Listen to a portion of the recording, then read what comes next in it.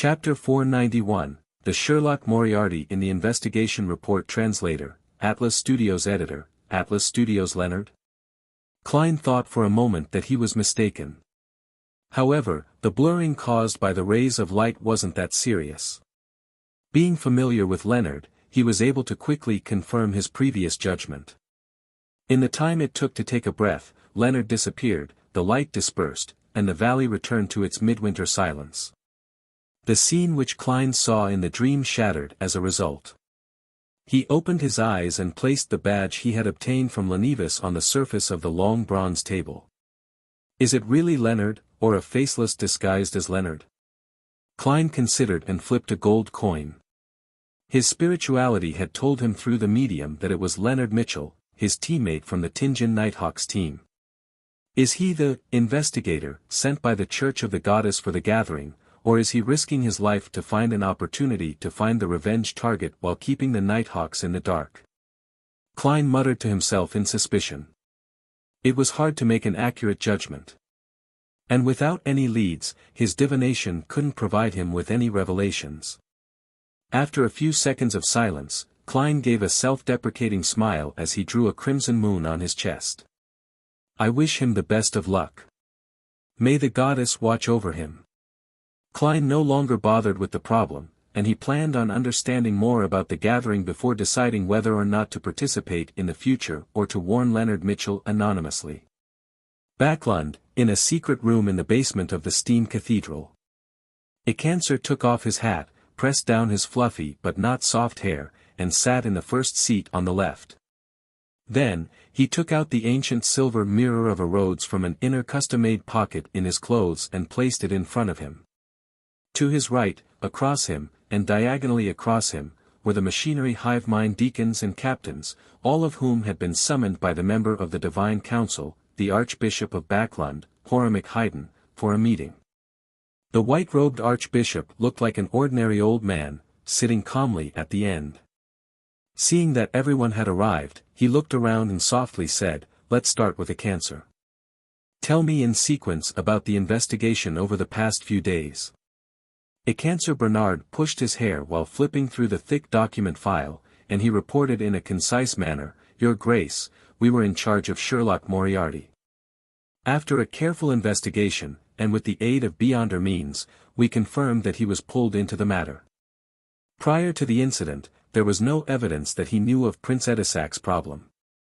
He and the dead Talim Dumont were friends, and he indirectly fulfilled some of the tasks entrusted to him by the prince, but there weren't many problems. At most, he had falsely made some fraudulent claims for his expenses."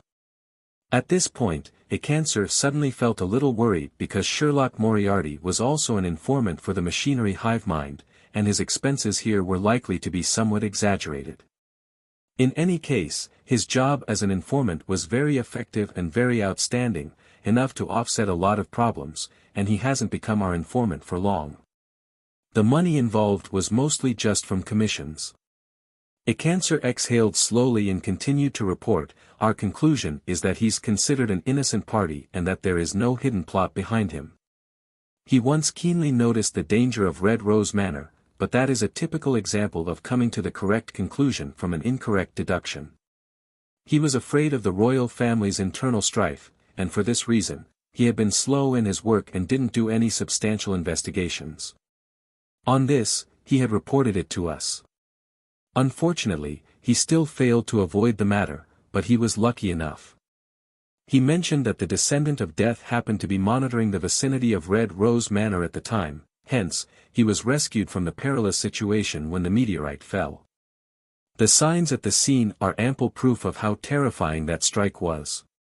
It's likely due to 0-08. Klein mentioned the existence of Ince Zangwill and 0-08 in his letter. As for whether or not he knew the former Archbishop and the Grade 0 sealed artifact, no one was concerned about it, because he was with Isaac Eggers for some time. It was entirely possible that he learned the information from him. This was also a conclusion that everyone subconsciously came up with. As for matters regarding Grade 0 and Grade 1 sealed artifacts, the 7 Orthodox churches constantly shared information of the rough situation with each other, the numbers were shared, and there was no repetition. However, we haven't been able to grasp the entire situation. There are three matters that aren't confirmed. First, 2 to 111 indicates that after Sherlock Moriarty fled into the forest, he didn't immediately escape far away. Instead, he stayed on the spot and prayed to someone. Second, it's still unknown when he and Isaac Eggers got to know each other. Third, it's still unknown how he escaped the underground ruins. It's unlikely that he could have done so with his strength. And in this process, he had even destroyed the descent ritual of the Aurora Order, a Cancer finally concluded. 2 to 111 referred to the magic mirror, a Rhodes. Horamic laughed after he listened to the recount and muttered, fraudulent claims of expenses. He then cleared his throat. In any case, Sherlock Moriarty is a hero of Backland. If he hadn't stopped the ritual in time, and if he had been frightened at that moment and had chosen to flee, then most of us wouldn't be alive sitting here.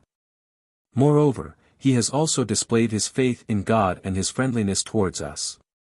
As long as there isn't too much of a problem with him, then we can pretend that we don't know anything about his tiny flaws and secrets.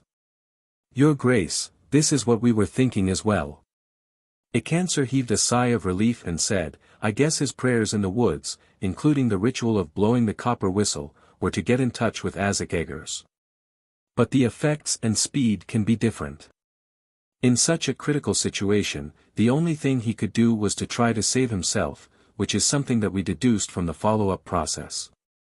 Apart from trying to save himself, he could write his will, another machinery hive mind deacon quipped before he immediately reported the portion he was responsible for. We haven't found the underground ruin which Sherlock Moriarty described, even with the help of 2 to 111. We're still temporarily unable to grasp the locations of the royal family's high-sequence beyonders on that very day. It can be confirmed that the Church of Evernight received the information first. This came from a special channel of Earl Hall, but the specific situation is unknown. Most of the forces of the Aurora Order in Backland have been eliminated by us, the Nighthawks, and the mandated Punishers. However, I suspect that they still have some hidden strength. At the time of the incident, Sherlock Moriarty mentioned that Trissy was heading to Backland, but no one has seen her ever since. According to Sherlock Moriarty, she was a key figure and was renamed Trissy Cheek. It cannot be determined what method the Church of Evernight used to capture the Demoness of Despair and the butler, Funkel. Results via divination tell me that they're still alive, but they aren't free. One by one, the deacons and captains reported on their findings while Horamic half closed his eyes, seemingly deep in thought. After a few seconds of silence, he opened his eyes and slowly said, put all efforts into finding Trissy Cheek, if she's still alive. Pass me all the problems where divination has failed to provide any effective revelations. The Church has a saint who is good at this, although it's not necessarily more effective than 2 to 111. As for the surveillance and investigation of the royal family's high-sequence beyonders, it can be tabled. There's no need to worry. They've always known what we've been doing. It's also a form of warning. Continue the search for the underground ruins and report it to the Evernight and Storm churches. A Cancer, ask 2 to 111 how Sherlock Moriarty escaped the ruins, as well as when he got to know Isaac Eggers. A Cancer looked at the Archbishop, then at his colleagues before gritting his teeth and said, yes, Your Grace. He was sadly convinced that his legends were about to spread from just a few machinery hive minds teams that he was in charge of to all the beyonders of the Church of the God of Steam in Backland. After a very well-rehearsed process, he opened his mouth and said, Honorable Rhodes, my question is, when did Sherlock Moriarty get to know Isaac Eggers? The silver mirror which seemed to have eyes on both sides suddenly started to glow with an aqueous light, quickly forming a scene. Sherlock Moriarty stood in a room, watching a rat with a rotting belly burrow into a hole in a wall. Behind him was old Kohler and the owner of a budget hotel. He got to know Isaac Eggers while completing the bounty mission for him. That mission was issued by MI9, which originated from a coincidental conflict. A Cancer interpreted the scene. With that, he chose to answer the corresponding question. He held his breath as he waited for a Rhodes to give the soul-piercing question. As expected, he saw the bright red words, "Do you know the feeling of trying your best to win the favor of someone, but only to end up being abandoned without any progress?" This question isn't sharp enough, it's unlike a Rhodes's usual style. A Cancer suddenly felt that the blood on the mirror seemed to lack its usual horror and bloody sense. It appeared somewhat weak. He didn't bother to think about why and immediately opened his mouth to answer, "Yes. Congratulations, you got it right." A new line of text appeared on the surface of the silver mirror, its color was somewhat pale. January 5th, 9 a.m. With a gray scarf around his neck, Klein arrived at Rose Wharf with his suitcase and cane. The white agate was docked there, unusually large compared to the height of a human. It was said to be capable of ferrying hundreds of passengers. It had the rich characteristics of the age, with its chimneys, sails, and its 12 cannons on both sides of the ship, necessary for defending against pirates and other piers. Under Captain L. Cagg's arrangement, the chosen stocky sailors and crew lined up at the mouth of the gangway, some even deliberately revealing their legitimate revolvers, rifles, and knives. This gave the passengers on board the boat a greater sense of security. They were no longer afraid of the journey that would take them 9 days to complete. Klein stood below, looked up, and climbed up the hanging ladder in the undulating blue water. "My travels begin." He took a step forward and sighed silently. Chapter 492, Adventurer Translator, Atlas Studios Editor, Atlas Studios. As soon he stepped onto the deck and before he could enter the cabin, Klein saw a figure moving through the crowd towards him through the corner of his eye. He looked over his shoulder with an air of indifference but hidden vigilance, and he saw a man in his 30s wearing a black half-top hat and a windbreaker of the same color. The other party had a weathered face, looking boorish but extremely masculine. His light blue eyes didn't contain a smile, as if they were immersed in many past events. "He looks a little familiar." "Right, he's that guy I noticed at the ticket office yesterday. He seems to be an adventurer as well. He's actually wearing a windbreaker at sea in January. He's quite strong." While lifting his cane with ease and pointing diagonally downwards, Klein said with a smile, "Good morning, we meet again." It was like he was greeting an old friend. The boorish man, however, wasn't surprised. He stopped and nodded in a somewhat reserved manner, saying, "Cleves, a former adventurer. Mate, are you in the same trade? I thought you knew yesterday." "Gairman Sparrow," Klein responded with a smile. He didn't pass his cane to his left hand, because he didn't intend to shake Cleves's hand. "I can tell." Cleves maintained 2 seconds of silence and said, "Being an adventurer isn't a beautiful profession. I've already switched careers and have become a bodyguard. This time, I'm accompanying my employer's family to the capital of the Rorstad archipelago." He half-turned and pointed to another spot on the deck. Klein traced where he was pointing and saw nearly 10 people gathered together. They were led by a plump middle-aged gentleman with ruddy cheeks and spirited eyes. On his double-breasted suit, Klein could see the gold chain from his pocket watch and a jeweled collar brooch. Next to him was a lady in a wide-brimmed hat, her face completely hidden by the dark blue muslin that hung down, and her figure wasn't too bad. Standing in front of the couple were 2 children. The younger one was a boy who wasn't even 10 years old. He was wearing a child's version of a tailcoat. The older one was 15 or 16 years old and was a lively and energetic teenage girl. Her looks couldn't be considered outstanding, but her pair of brown eyes were quite bright and intelligent. Her faint freckles and puffy dress added to her playfulness. Around them were 3 people carrying suitcases and all sorts of items, a man and 2 women, all dressed as servants. One of the maids had brownish skin, clearly of southern continent heritage. The bodyguards protecting the 7 people were a man and a woman. They were dressed simply and neatly in white shirts, light sweaters, black coats, dark trousers, and sturdy leather boots. The 2 bodyguards deliberately didn't hide the outlines made by the gun holsters by their waists.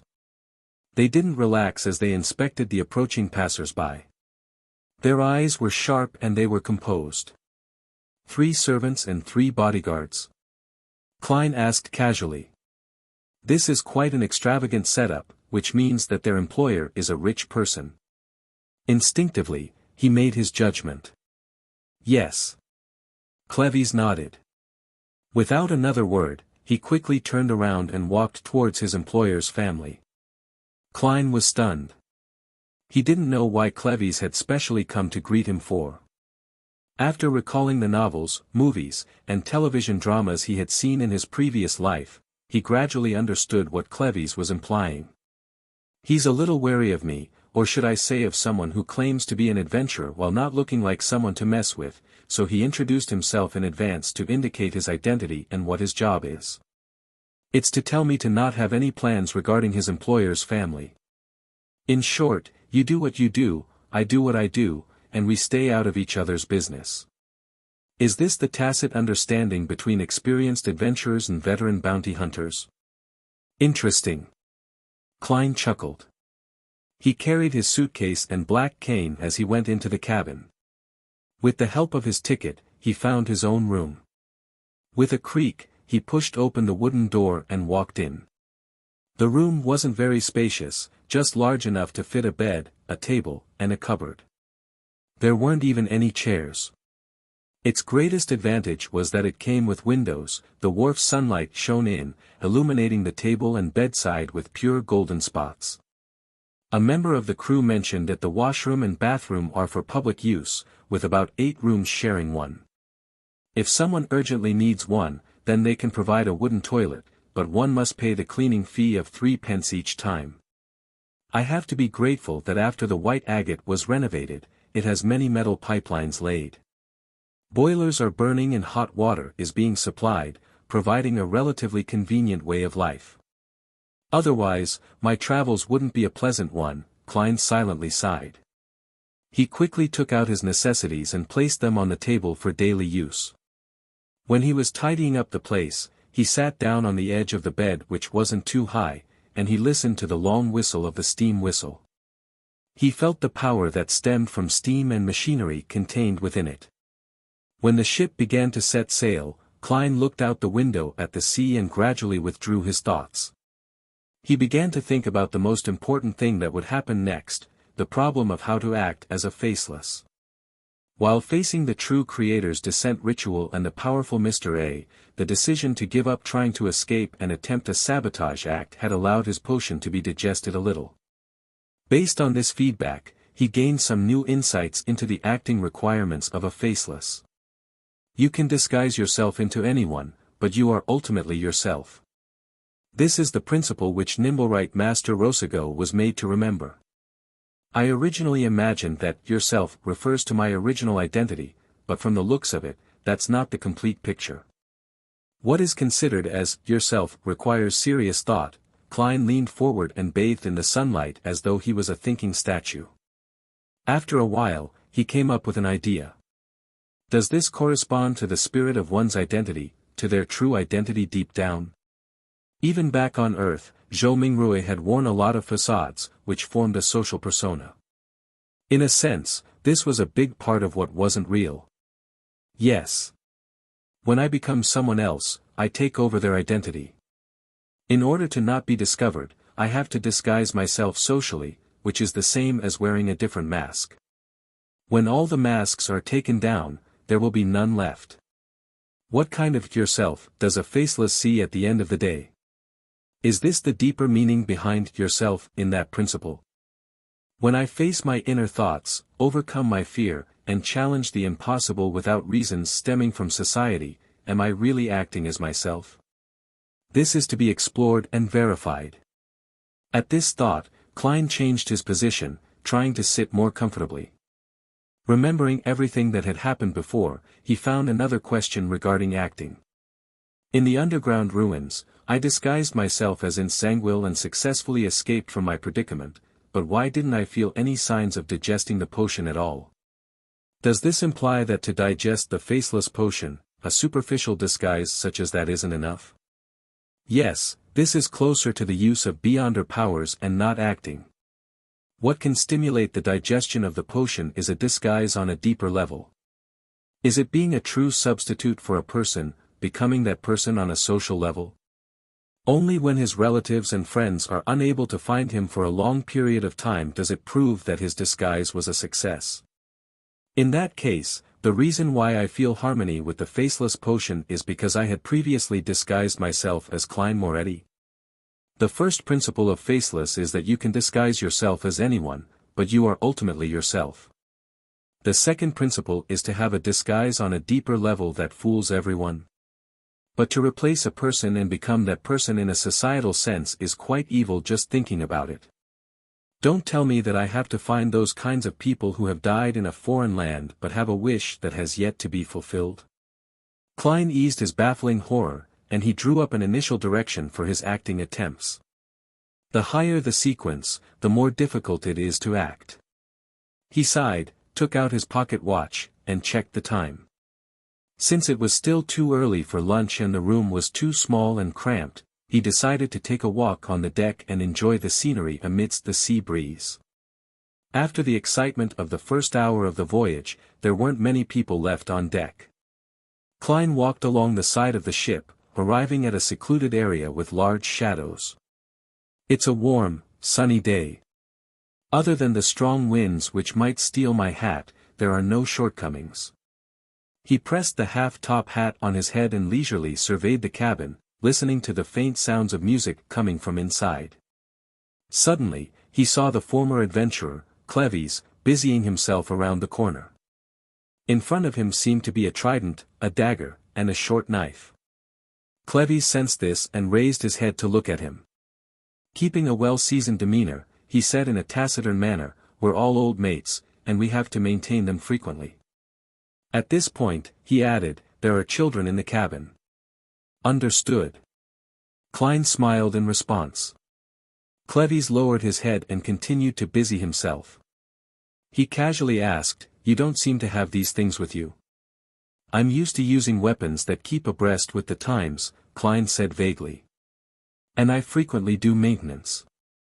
Cleves silently raised his dagger, looked at it against the sunlight, and said to himself, "At sea, guns alone aren't enough. Pirates will board ships, and there will be a lot of people. After you finish shooting your bullets, you won't have the opportunity to reload again. Although these guys no longer keep abreast with the times, they're still useful enough. Very professional. As expected of a former adventurer." Klein leaned against the side of the boat and said half-jokingly, "If there really are pirates boarding the ship, I'm more likely to choose not to fight back." Cleves turned his head and stared at him for a good 3 seconds before retracting his gaze. Then, as he packed up his things, he said in a low voice, "It seems that you don't need me to remind you. You've already understood the rules of the sea. The bounty hunters who travel the earth are often unable to be adventurers at sea." He skillfully hid the dagger, short knife, and trident under his clothes, which dazzled Klein. "Thank you." Klein smiled and nodded. Without speaking any further, Cleves turned around and returned to the cabin, leaving behind only his broad and deep back. Klein smirked, shook his head, and turned his gaze to the side of the ship. Blue waves gently rose up and down, and silvery white flying fish occasionally leaped out of the water and soared in the air. This fish can fly and swim. They're considered the family of the Lord of Storms by fishermen and sailors, so even if they were caught by nets, they're returned to the sea. Klein was leisurely admiring the surface of the sea under the sunlight, as well as the flying fishes above the surface of the sea. An uncontrollable thought flashed through his mind. I wonder how good their meat is. Chapter 493, Hunting Translator, Atlas Studios Editor, Atlas Studios, Honorable Erodes. My second question is, how did Sherlock Moriarty escape from the ruins? Icancer's mood was a lot more relaxed than before. The surface of the silver mirror shimmered, rapidly outlining Sherlock Moriarty leaning his back against the wall, his fists clenching and tightening. Then, Icancer Bernard and the surrounding machinery hive mind deacons and captains saw the private detective's exaggerated smile before turning around and dashing out with his gun drawn. At this moment, under the influence of the composed scene, they all felt an inexplicable sense of sadness and excitement. The image in the mirror jumped, revealing Sherlock Moriarty wielding his revolver as he shot at the altar to no avail. The scene of those disintegrating bullets caused everyone present to be a little worried. Then, Sherlock Moriarty threw out a brass key, and the altar showed signs of instability due to corruption. With the erupting air blast, Mr. A fell to the ground and Sherlock Moriarty pathetically fled out of the temple building. At this point, the image changed to have the slightly turbid Tussock River as the main background. Sherlock Moriarty and Mr. A floated in the water, looking up into the sky where there were no clouds or fog. Almost instantly, Mr. A became transparent and disappeared, leaving only Sherlock Moriarty looking around in astonishment. The Church of Evernight's reinforcements? Icancer said with a frown. Unfortunately, he didn't mention what appeared in his letter. We have no way of guessing. Was he trying to sell this secret for a good price, or was he simply affected by it and lost the relevant memories? Also, his experience of escaping from the underground ruins doesn't show anything. It seems like the corresponding clues have been concealed at the same time. He analyzed it quickly, in procedural sentences, and then without too great a psychological burden, he chose to answer with reciprocity instead of taking a risk. Rhodes doesn't seem to be in the mood to be a prankster today.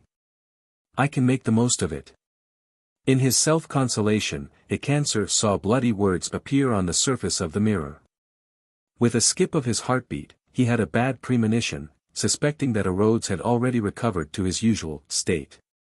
The blood-like words wiggled and quickly formed into a question: who was the person you gave your all to while trying your best to win the favor of, only to end up being abandoned? With his head buzzing, Icancer's face drained of all its color before flushing red. The question pierced a deep wound in him while leaving him at a loss as to what to do. If I mention who he is, then his reputation would be ruined before tonight. I've already become a kind of legend, in some sense. Icancer swallowed his saliva with great difficulty and bitterly said, I choose punishment. A bolt of lightning immediately descended. However, it was different from before. It was no longer silvery white and had been dyed with slight green. It hit him right on the head, causing his hair to stand on end and flash with the color of lightning. He shook violently like shaking dice, as though he had been drugged with a hallucinogenic drug. Archbishop Horemic sighed, closed his eyes, and muttered to himself, a grade 0 sealed artifact. When Icancer recovered, he looked around and said, there's one more question.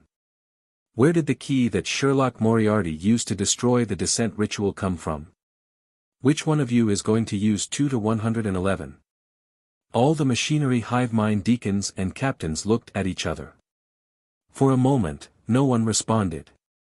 The sound of water splashing against the ship's hold seemed to be the only sound left in the world. The sea at night was both noisy and quiet. Klein suddenly woke up and opened his eyes. He saw the wooden ceiling covered with a crimson moon veil. His spiritual intuition told him that there was something happening outside. Is someone having a rendezvous? He tilted his head to listen, vaguely able to hear some unnatural sounds. He sat up, put on his gloves, and put on his coat. His eyes turned dark as he took out a gold coin, flipped it, and quickly performed a divination. After receiving no revelations of danger, he took out the revolver under his pillow and put it in his pocket. After making the appropriate preparations, Klein opened the door and walked out of the room, following the sound to the upper deck. At this moment, at sea, away from the industrial pollution, the crimson moon quietly hung there, mysterious and dreamy. After carefully bypassing a few patrolling crew members, Klein arrived at the area where there was a commotion. He could smell the faint scent of blood. With the help of the moonlight, he looked over and saw the former adventurer, Cleves, squatting to the side of the ship and setting up something. There were 3 people hiding in the shadows of the cabin about a dozen meters away from this gentleman. One of them was a companion of Clevy's, the female bodyguard in the black coat, and the remaining two were the children of their employer, a girl of 14 or 15 years of age and a young gentleman of no more than 10 years of age. The two youngsters wore thick cotton nightgowns and outer coats. It was obvious that they had come out in a hurry. They trembled amidst the chilling night wind, but they still squatted there full of energy and vigor, looking at Clevy's with their bright eyes. Playing hide and seek. Klein joked inwardly.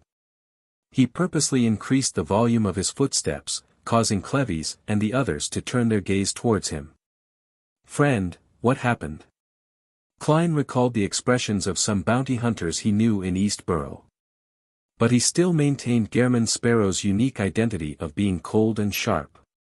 Clevy's replied, unperturbed, "A private job, a hunt that came by accident, but one that's worth looking forward to." "A hunt?"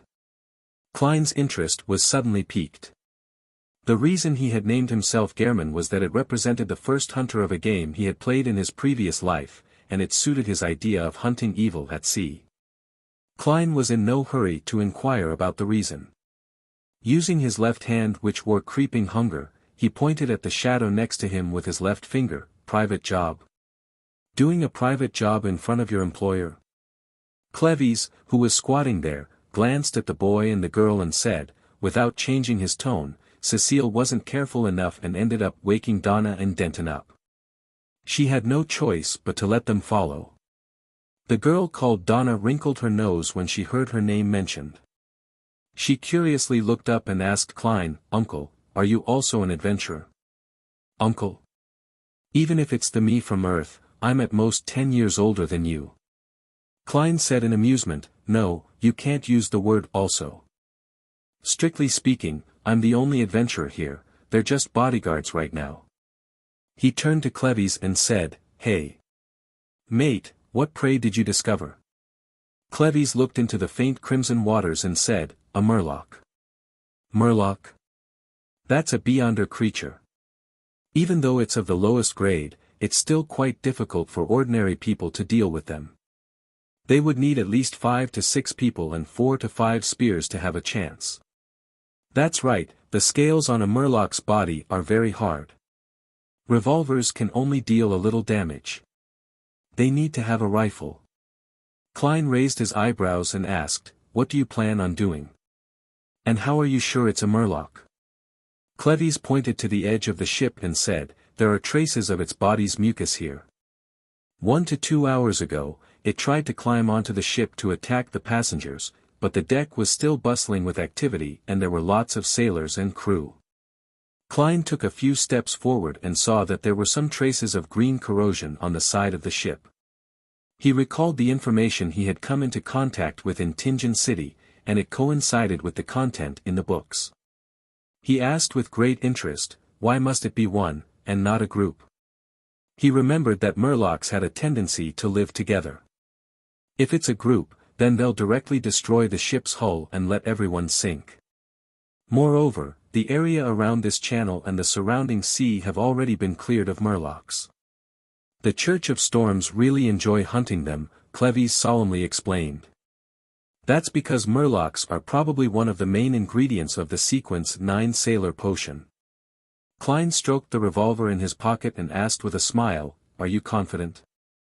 Clevy's didn't directly answer him and instead opened a paper bag beside him. Inside the bag were some pig organs still stained with blood. This was the source of the smell of blood that Klein noticed. All murlocs like this kind of food and are unable to resist its allure. Of course, these monsters love human organs the most, so in many sea legends, it's emphasized to prepare some pig or beef organs from the ship's kitchen or canned organs, Clevy's said as he sprinkled some granules. Pepper granules can cause the murlocs to feel the excitement of smoking marijuana and lose some of their sense of balance. This can last for about a minute, and after that, the murlocs will be exhausted after the high state of excitement has subsided. He then took out a wooden box from his clothes and placed the dark green paste on the tip of the trident, dagger, and short knife. The mint cream that's popular in Pritz Harbor is a unique sweetener for humans, but in the eyes of the murlocs, it's a deadly blood toxin. In addition, I borrowed 2 rifles from the sailors. I got an agreement to not disturb this area for 20 minutes, and I spent a sizable sum of money. However, as long as I can successfully kill a murloc, then I'll be able to reap 10, 20, or even 30 times the cost. As expected of an experienced adventurer, he's exceptionally aware about the weaknesses and problems of his prey. Listening to him speak, I feel like they have a chance of successfully hunting the murloc, even if they aren't Beyonders. In the face of traps and firearms, low-sequence Beyonders really aren't much stronger than the average person. It's not like there are no low-sequence Beyonders who die in gang wars. However, murlocs are creatures that seem to wear full body armor. It's not easy to kill them. They would be injured, but it's not like they can't escape. Klein curiously asked, "You seem to have killed quite a number of murlocs." Understanding the characteristics of common sea monsters is a prerequisite for an adventurer's survival. Cleves didn't show the joy of being praised as he remained calm and silent. As they conversed, the girl, Donna, and the boy, Denton, squatted in the shadows and listened with relish. They found all of this to be the most interesting thing in the world. "Yes, I also need to brush up on my studies in this area." Klein smiled and said, "So that's how it is. I didn't disturb you, did I?" Cleves pierced a portion of organs on a rod and said with a deep voice, "If you want to participate, take care of Donna and Denton so that Cecile won't be distracted." "Sure." Klein, who wanted to watch from the sidelines, smiled and agreed. Chapter 494, A Bite of Murloc. Translator, Atlas Studios Editor, Atlas Studios. The red moon hung high in the sky as Klein walked over to Donna and Denton and squatted down beside them. Cecile, the female comrade of Cleves, let out a sigh of relief. She picked up the rifle on the deck, bent down, and quickly walked in another direction. She opened up a distance of about 10 meters from the peppered pig's organs. "Uncle, is it starting?" The mischievous, freckled teenage girl, Donna, suddenly felt a little nervous. However, her face was filled with curiosity and anticipation. Klein raised his left index finger to his mouth, motioning for the 2 young ones to be quiet. At times like this, he couldn't help but thank Roselle. It was because of the efforts of this transmigration senior that some of his habitual gestures had become common body language in the northern continent, so it wouldn't lead to misunderstandings. It was said that in the early part of the 5th epoch, this "don't talk" gesture was an insult in Loan. But in certain parts of the southern continent, it means, "kiss me." Klein's mind was a little distracted for a moment. Donna and Denton didn't dare to say anything else. They just squatted there quietly, watching with rapt attention as Cleves prepared for the battle. The former adventurer picked up a rod and threw the thread with some pig organs hanging from it over the side of the ship. With a splash, the bait entered the water. Calmly dispersing the remaining organs, Cleves wielded his weapon and retreated, step by step, to hide in the shadows opposite Cecile. The 2 of them formed an angle of about 60 degrees to the side of the ship where the rod was being supported. Leaning his trident and other weapons, he raised his rifle and tried to take in the feeling of aiming. The deck had completely quietened down, leaving only the operating sound of the steam engine and the crashing of waves against the ship. As the minutes ticked by, Donna and Denton couldn't help but switch from squatting to sitting, with their backs against the planks of the cabin, trying to suit the paralysis in their legs. At that moment, they saw the rod on the side of the boat sink a little. The muffled sound of friction rapidly grew closer and closer. Suddenly, a figure jumped onto the deck. It was a monster bathed in crimson moonlight. Its entire body was covered in dark green scales, and there was a green slime flowing around it. It didn't have much in common with humans. It was like a giant fish that had grown 4 strong limbs, and there was obvious webbing in the cracks of its limbs. The murloc was more than 1.9 meters tall, with round eyes and gills on its cheeks. It looked like demons from legends, making Donna cover her mouth to prevent herself from screaming. At the same time, she covered the mouth of her brother, Denton, as well. Good thinking. Klein smiled to himself as he carefully examined the murloc. Unlike the sailor rampager he had seen before, real murlocs didn't have human-like brains. They were pure monsters. The murloc vigilantly scanned the surroundings before squatting down. It picked up the scattered pig organs, quickly stuffed them into its mouth, and produced clear chewing sounds. The light in its mainly white eyes gradually faded, as if it had fallen into a dream. It's of low intellect. Klein shook his head and made his judgment. Bang! Cleves pulled the trigger, and a bullet flew out from the rifle. It instantly struck the murloc's chest, causing its scales to shatter and blood to splatter. Wah! The merman let out a cry which sounded like a child, and it threw itself at Cleves, who was hidden in the shadows. It was as fast as a steam train. At this moment, Cecile, who was in another position, opened fire as well. Bang! The bullet from the rifle struck the murloc's ribs, causing many scales to scatter and the tall figure to stagger. The murloc, who had eaten the pepper granules, became visibly sluggish. It stopped, unsure of which enemy to attack first. And this gave Cleves and Cecile a chance to calmly reload. They took aim again and pulled their triggers. Bang! Bang! The sprays of blood bloomed in succession. The pain caused the murloc's eyes to regain its lucidity. It flipped and pounced, dodging the follow-up shots, and closed in on Cleves as if it were unhurt. Cleves methodically put down the rifle in his hand and picked up the trident that was leaning to his side. Instead of dodging, he leaped forward and rolled to the side of the murloc. The trident in his hand ruthlessly and accurately pierced into the area where the scales on the side of his prey were shattered. The murloc spun around abruptly, bringing with it a gust of wind. It forcefully threw the trident along with Cleves out, causing the former adventurer to crash onto the deck. The murloc shook its head, as though sensing an intense discomfort. It didn't attack Cleves and Cecile again, but instead, took large strides to the side of the ship in an attempt to jump into the sea. Bang! Cecile's bullet hit it again, creating blood to blossom again, but it still didn't make it become immobile. With 2 steps, the murloc reached a suitable spot. It bent its knees and prepared to jump up. However, its body was too weak to exert its full strength. The distance it had jumped was obviously not enough, so it could only land on the inner side of the ship. Bang! The murloc bore the brunt of the damage and tried to flip over the side of the ship. Seeing it almost escaping, Klein took out his revolver. Just then, a loud bang came from another direction. The murloc's left eye turned into a bloody hole, and one could vaguely see a pale gelatinous substance squirming inside. It wasn't dead yet. It lay on the floor of the deck, trying its best to crawl and get up again. After a few seconds, the poison took effect and it twitched to its death. Klein traced the sound and saw a middle-aged man step out of the shadows on the other side of the cabin. The middle-aged man was wearing a thick dark red coat and white slacks.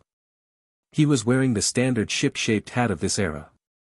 He was holding an iron-colored musket that was a relic of the times as white smoke billowed out of its thick black muzzle.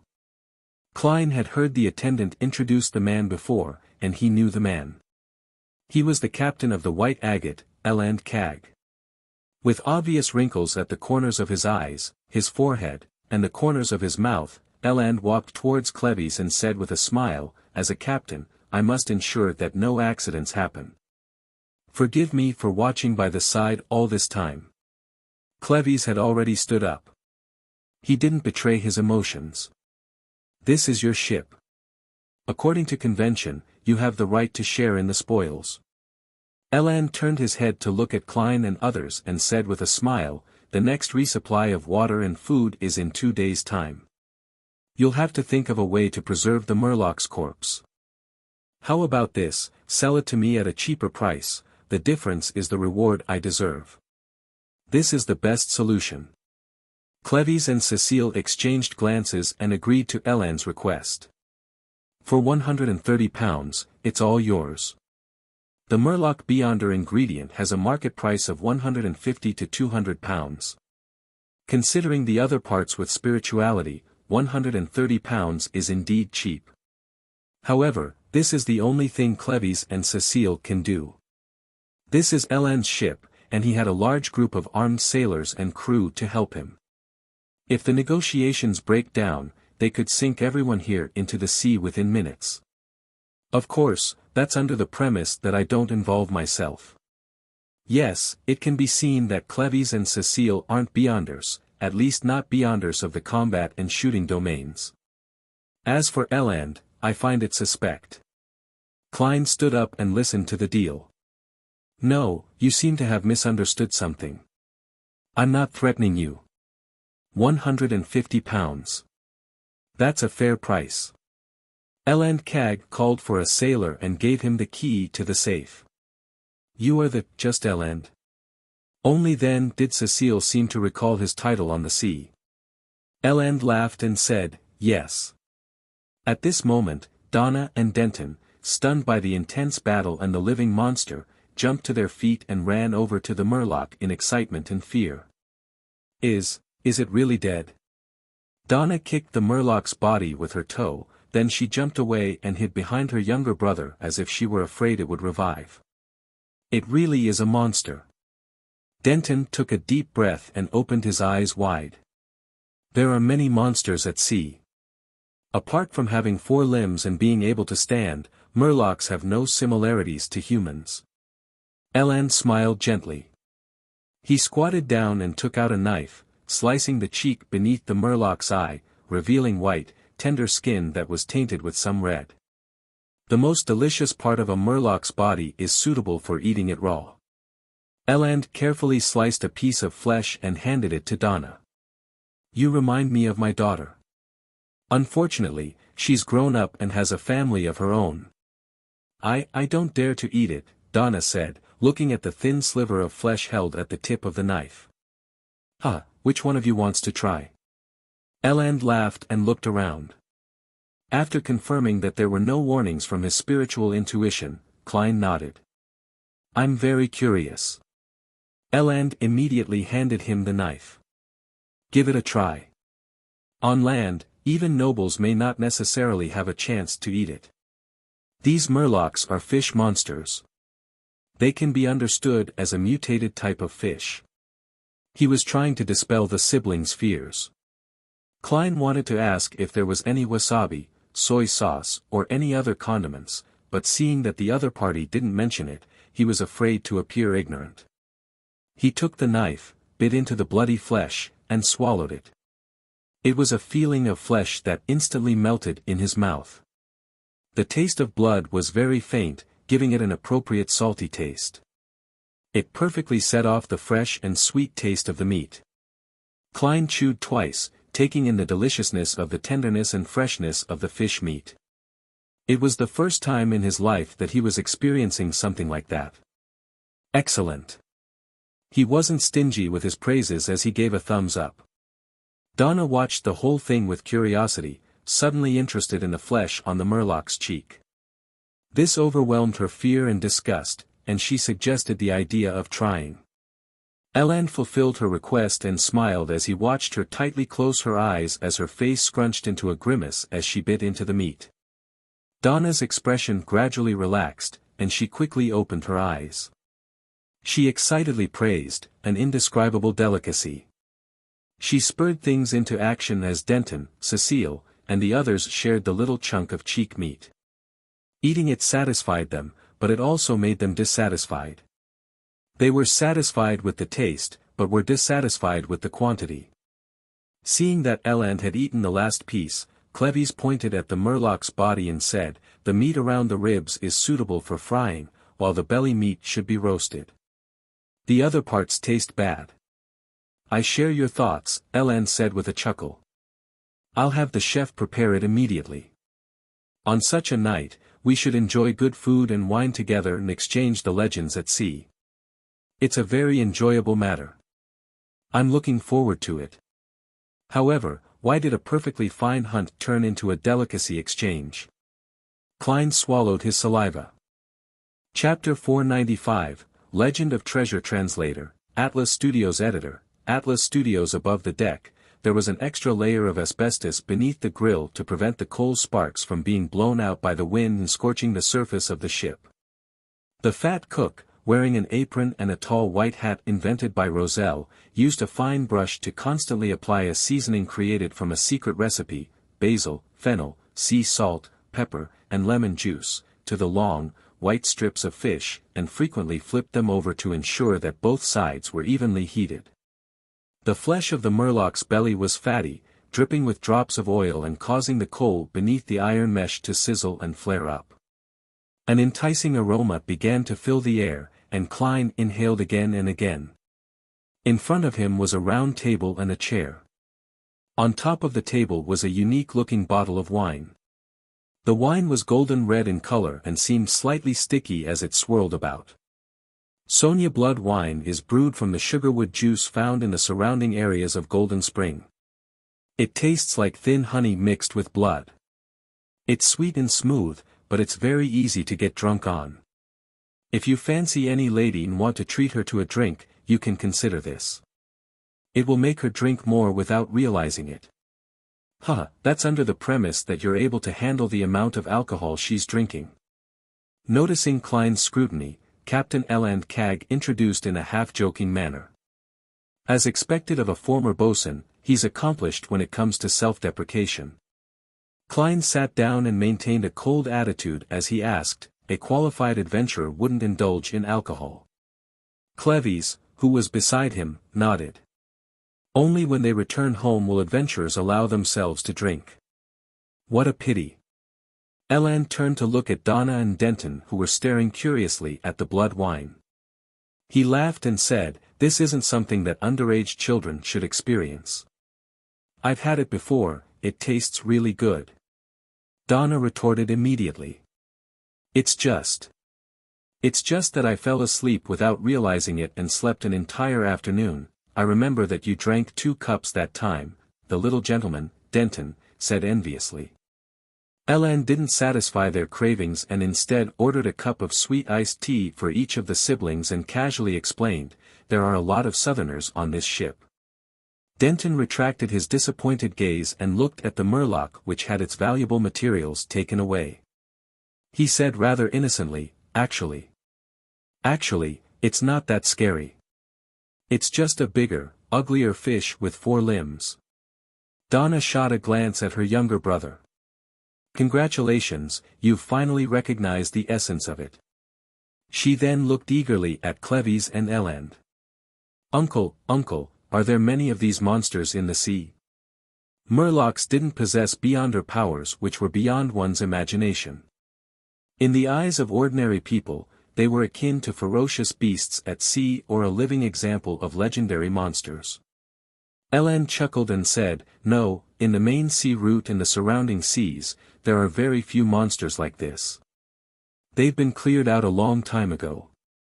You must be lucky enough to meet a Murloc. Think about it, if I can often kill monsters worth 200 pounds or more, then I certainly wouldn't be the captain of a passenger ship. I'd organize my own hunting boat to chase down these gold pounds." "That makes a lot of sense." Klein secretly cheered him on. According to his observation, the beyonder ingredient from a Murloc was its bladder. That azure aqueous light made one feel like they were looking at a gem.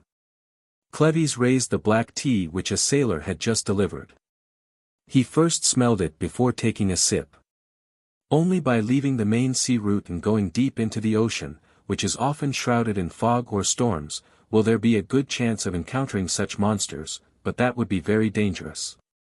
Apart from scaly Murlocs who can climb, there are also legends at sea of Nagas that have the upper body of a human while their bottom half is that of a snake. They have 6 arms and are very agile. Eland continued on the topic. There are also giant octopuses which can spit out juices that can corrode a lot of people, terrifying sea monsters that can flip a boat with a gentle blow, mermaids with intoxicating songs that make one unwilling to leave, blue giant dragons that can produce lightning, giant birds with wings that can cause hurricanes. I've never seen any of these before. They're all legends of the sea, and no one knows whether they're real or fake. Mermaids. Klein's expression didn't change. Very interesting, Donna exclaimed, fascinated with a look of longing. Denton looked around, and seeing that Klein hadn't spoken, he curiously asked, "Uncle, you're an adventurer too. Have you seen such monsters before?" Klein was stunned for a moment and then gave a faint smile. "Once. Back then, there were 5 of us, and we chanced upon one, a single murloc. After an intense fight, we finally finished it." This was a real experience of his in Tingen City.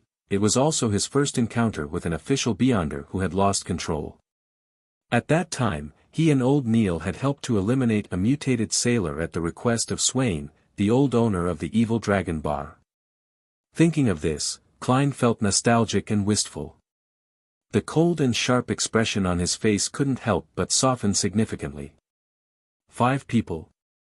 While asking, Donna secretly counted the number of people who had been involved in the battle. 1, 2, 3. She discovered that only 3 people had taken action to kill the murloc. Without waiting for Klein's response, Elan said with a hint of surprise, "A chance encounter?" "Yes," Klein answered frankly. "Were there any casualties?" Elan pressed. Klein shook his head. "A few minor injuries, a chance encounter, and you only took 5 people to finish a murloc. All of you are very powerful." Cleves gave his own evaluation. His companion, Cecile, nodded to express her astonishment. The battle that had happened just now was brief and quick, and the murloc seemed easy and vulnerable, but she and Cleves both knew very well that without the pre-prepared bait, the hallucinatory effects of the pepper granules and the subsequent fatigue, the murloc's fatal weakness of mint cream, and the 2 borrowed rifles, it was impossible to imagine how many people would die in order to kill a murloc. Indeed, very powerful. Eland looked thoughtfully at Klein. It was a team formed of 4 sequence 9s and a sequence 8. Klein said with a half smile and a half sigh, "At that time, I was still very young, and I didn't even have any experience in combat. I was purely support." "Uncle, you're still very young." Donna nodded her head vigorously. "I like what you said." Klein keenly noticed that Captain Eland had relaxed a lot from what he had just said. At this moment, several crew members had brought over a large ceramic plate. On top of it were pieces of meat that had been fried to a golden hue. The basil leaves were sprinkled with color, and a captivating fragrance assaulted their noses. Eland raised his glass of Sonia blood wine and offered a toast. "To a beautiful night. May the storm be with us. To a beautiful night." Donna and Denton cheered and sipped their sweet iced tea. Klein chose to clink glasses with a cup of black tea. He forked a piece of meat from the murloc's ribs, finding it firm and without fat. However, after absorbing the vegetable oil, its flaw of being too dry was remedied. As he chewed, it emanated an limitlessly chewy consistency and fragrance. "It's really inferior to the cheek meat, but it's already good enough. It's better than all the fish I've eaten while in Backlund and Pritz Harbor."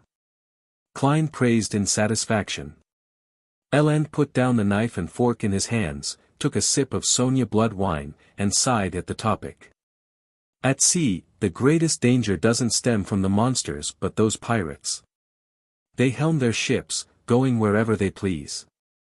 No one can defend against them in advance." "Uncle Captain, will we encounter pirates?" Denton asked with concern as he swallowed the fried fish. Eland laughed. "The route to the Rorsted Archipelago is the safest in the world, with colonial islands en route every 2 to 3 days, allowing us to dock. The route is also patrolled by ships from the Imperial Navy and the Church of Storms. Even if pirates come wandering here, they wouldn't do anything too excessive. After seeing our cannons, they would at most extort some compensation." Seeing that the 2 underage children had calmed down, Eland added, "But from the south of the Rorsted Archipelago, or as we continue east, we'll have to rely on the Lord's blessing. Many pirates are active in these areas, playing hide and seek with the ships of the Navy and Church. If we're lucky, we'll be able to reach the southern continent and every destination very smoothly." But if we aren't lucky, we'll encounter some relatively powerful pirates, including the fleet of the 7 pirate admirals and even the 4 kings. However, you don't have to be too worried.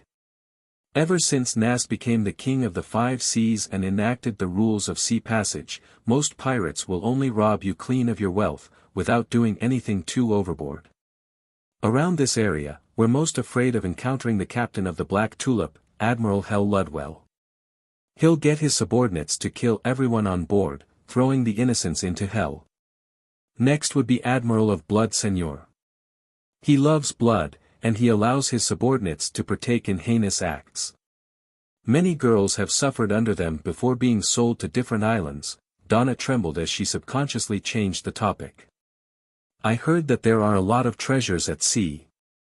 There are legends of treasures, but most of them are fake. Ellen glanced at Cleves and said, there are 6 stories which are the most famous. Ranked first is the Death's Key. Rumor has it that at the end of the 4th epoch, Death, who had caused the Pale Disaster, was attacked by the 7 gods and ended up perishing. He attempted to return to the southern continent and created a raging stormy wave, an impassable barrier. It completely obstructed the sea route between the northern and southern continents. This is the origin legend of the Berserk Sea. However, he eventually failed to return to the southern continent and ended up vanishing in the sea. When he said this, Ellen sighed with pangs of yearning. It's said that in some secret place in the Berserk Sea, the treasure left behind by Death is waiting for the person holding the specific key to find it and open it, but no one knows what the key looks like, or where it will appear. Ranked second is the Fountain of Unaging. It's deep in the Sonia Sea. Rumor has it that one of the 4 kings, King of Immortality, Agalito, had drunk the waters of the Fountain of Unaging. Chapter 496, The Promising Sea Translator, Atlas Studios Editor, Atlas Studios, Fountain of Unaging. Will you really gain eternal youth if you drink it? Donna widened her eyes and asked curiously. She didn't have any feelings of anticipation, because she was still young enough. Ellen didn't answer at once, and instead, he forked a piece of fried murloc rib meat, tore into it in 2 bites, and took a sip of Sonia wine. The sweet and smooth taste has completely nullified the cloyed taste of fried oil. His eyes were half closed, and he looked like a gourmet. After pondering for a few seconds, he slowly answered Donna's question, I don't know if there's a Fountain of Unaging, nor am I certain if the King of Immortality, Agalito, drank its waters. I only know one thing, and that is, that when I was very young, I heard the legend of this pirate king. It's just like how King of the 5 Seas, Nast, seems to live forever. Their beards must be very long, extending beyond than their chests. Denton gave his opinion. In fact, the King of the 5 Seas, Nast, has a beard that only reaches below his neck. He sits on the deck, draped in a black splendid robe with silver ends. He wears a crown that's 2 times taller than his head and overlooks everything like a deity. Ellen's tone gradually lowered as though his memories had entered a quagmire, and he was unable to extricate himself. Uncle Captain, have you ever met the King of the 5 Seas? Donna asked excitedly. This was the most legendary pirate.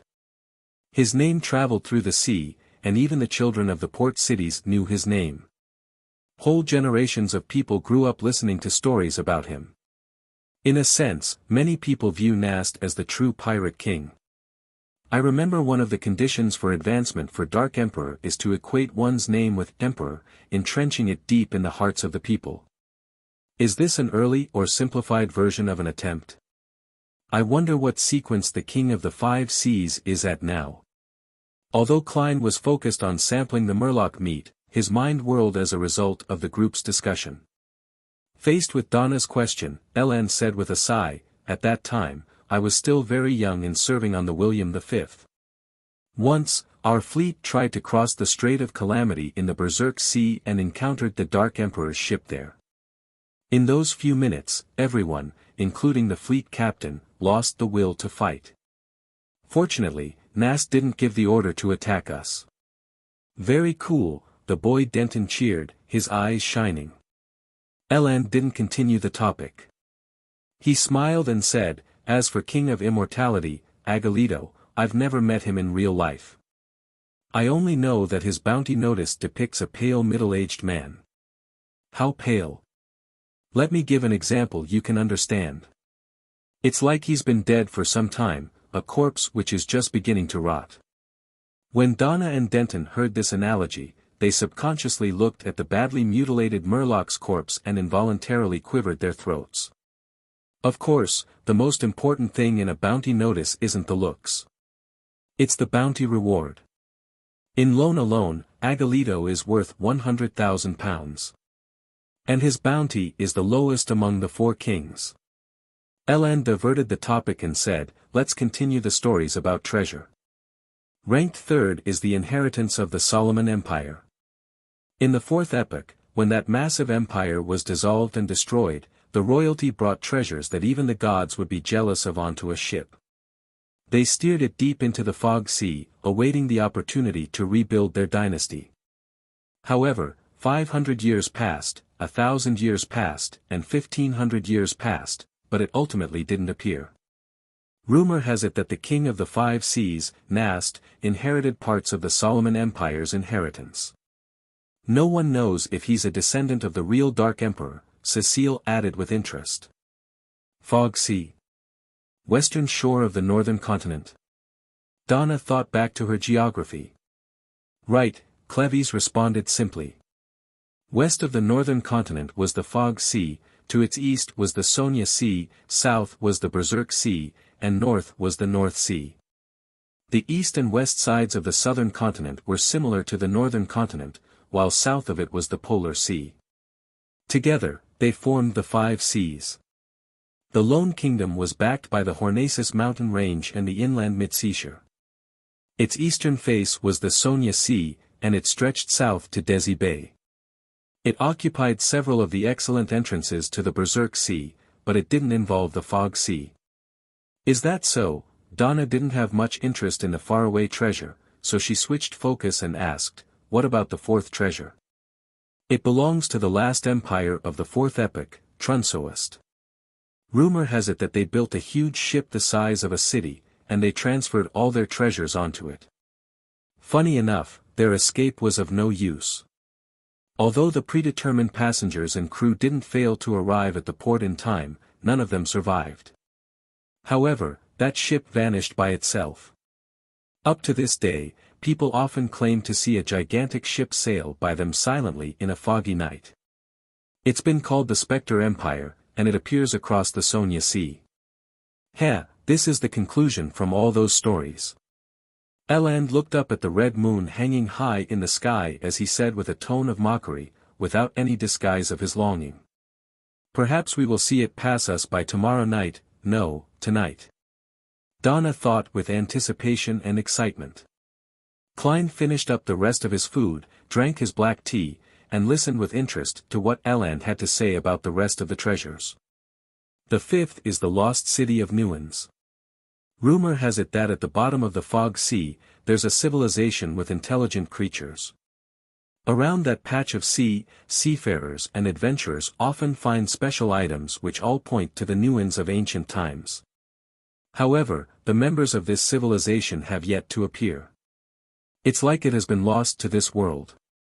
Elan drank the remaining of his Sonia blood wine and said, that is an inheritance left behind by a civilization.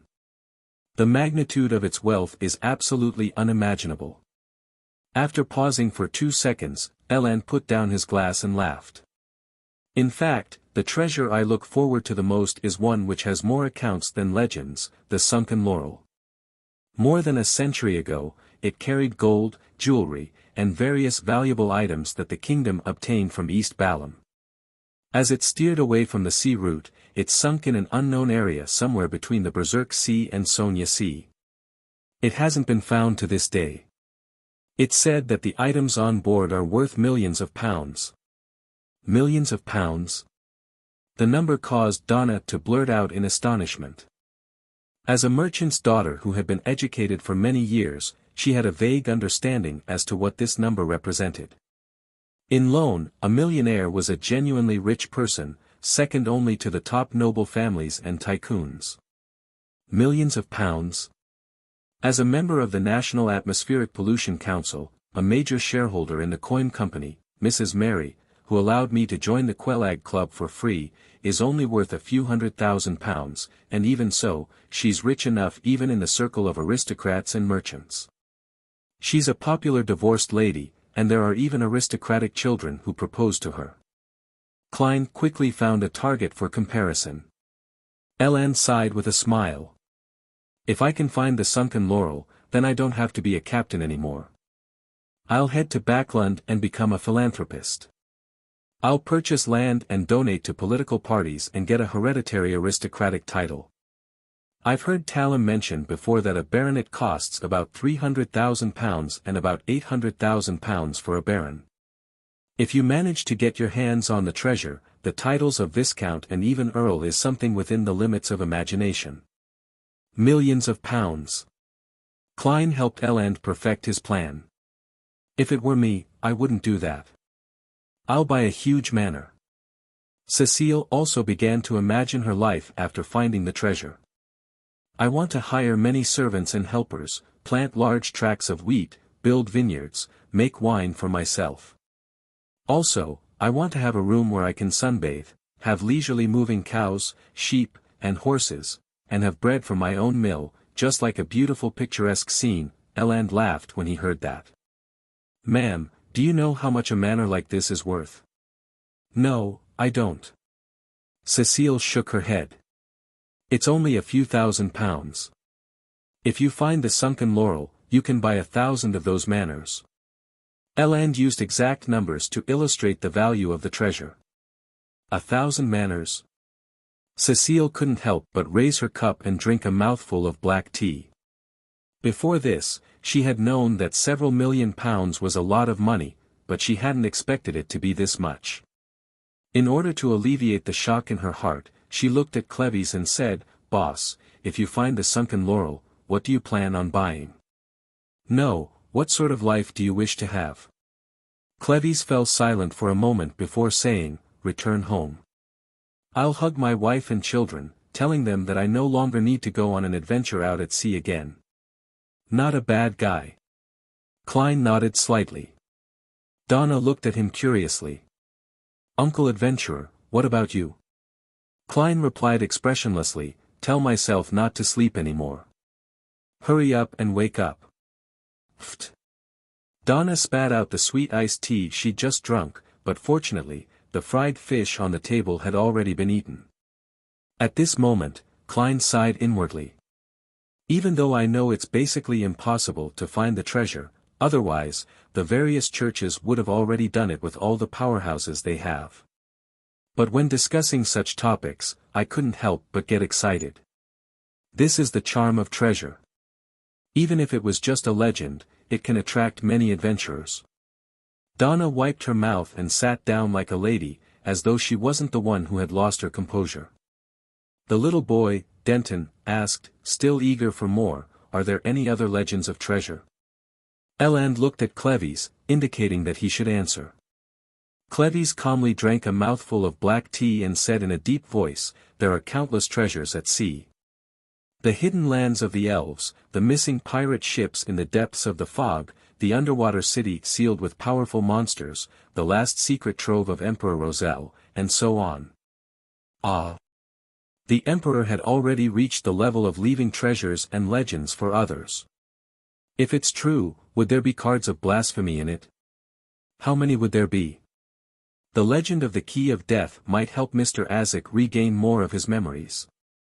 Klein thought with curiosity and anticipation. Chapter 497, The Wall of Rewards Translator, Atlas Studios Editor. Atlas Studios. After the talk about the legends of treasures that had inspired generations of adventurers to go to sea came to an end, the cook had also finished roasting the flesh of the murloc's belly. They were white after being cooked, charred a little black, and covered with tiny brown particles that glistened with a moist, oily glow.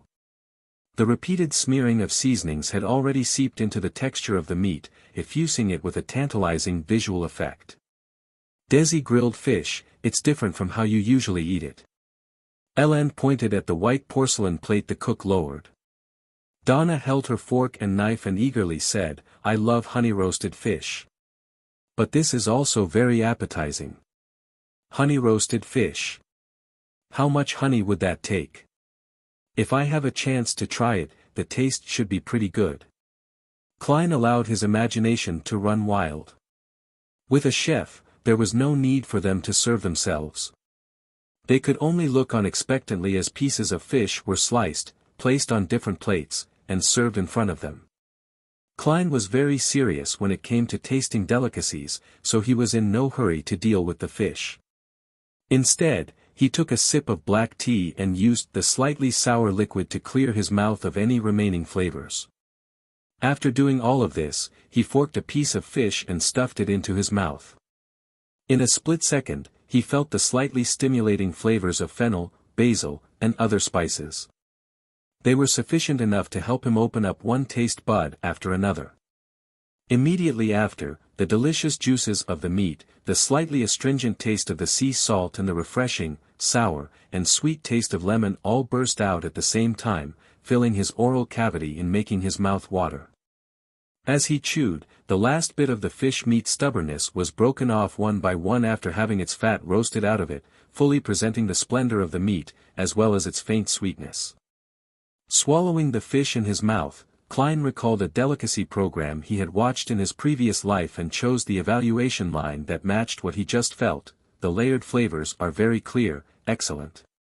"Ha, your tone and words make you sound like a gourmet," Ellen joked.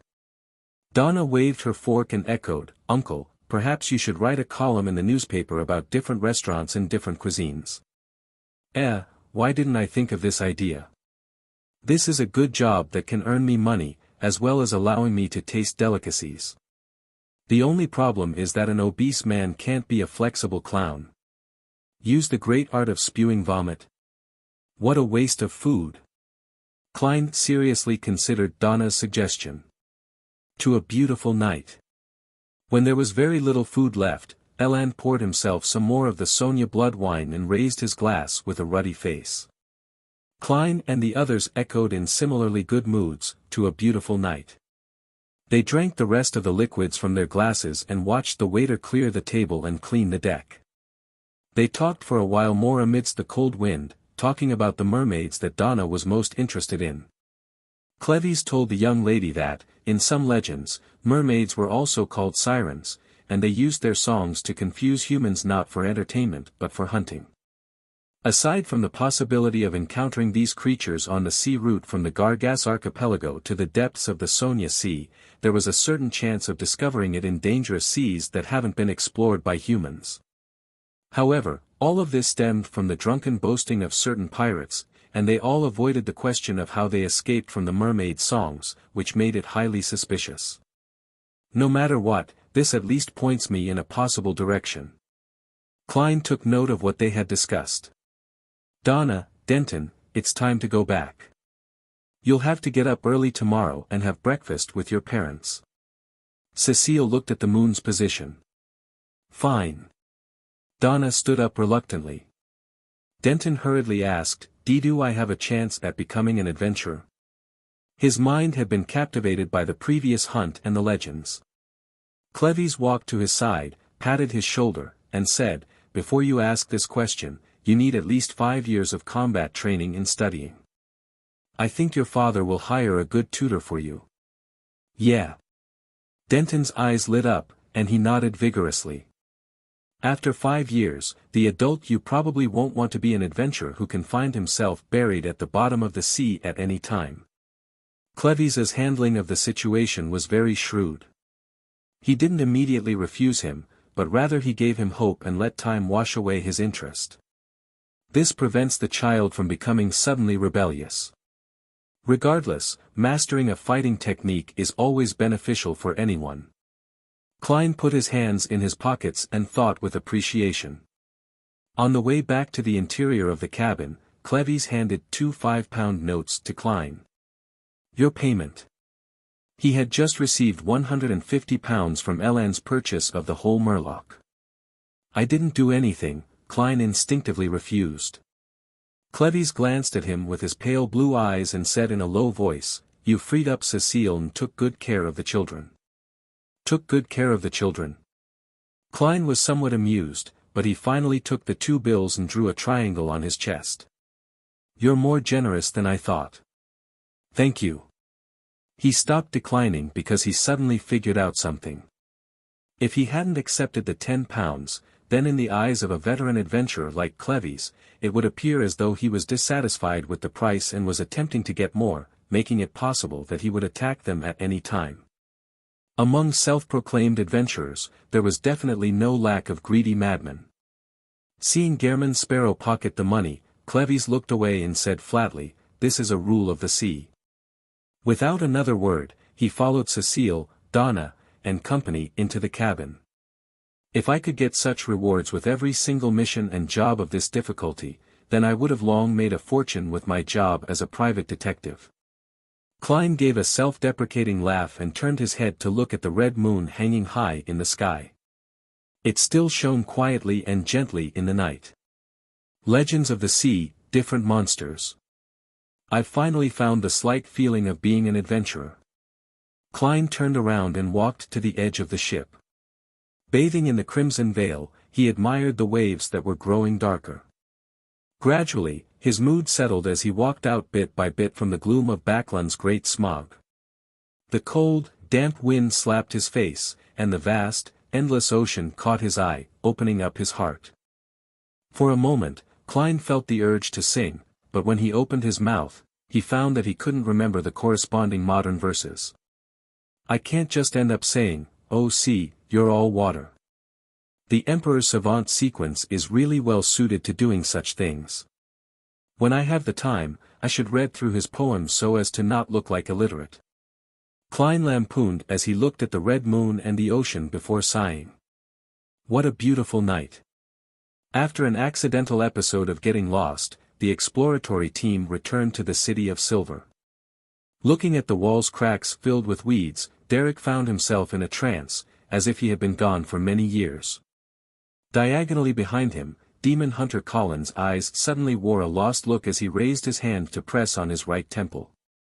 The rest of the team members were filled with joy and relief from the bottom of their hearts. After a difficult exploration, having a home waiting for them was the happiest thing in their hearts. Collins' gaze returned to normal as he turned his head to the side and looked diagonally ahead. Backlund, the White family. After some thought, the confident Emlyn came up to his parents and asked, "If I wanted to delve into the history of us Sanguine, who would I look for? If I were to ask about the City of Silver directly, it's very likely that I'll be exposed for being problematic. Although I'm not afraid and very calm, for the ancestor and in order to save the entire Sanguine race, I have no choice but to hide it.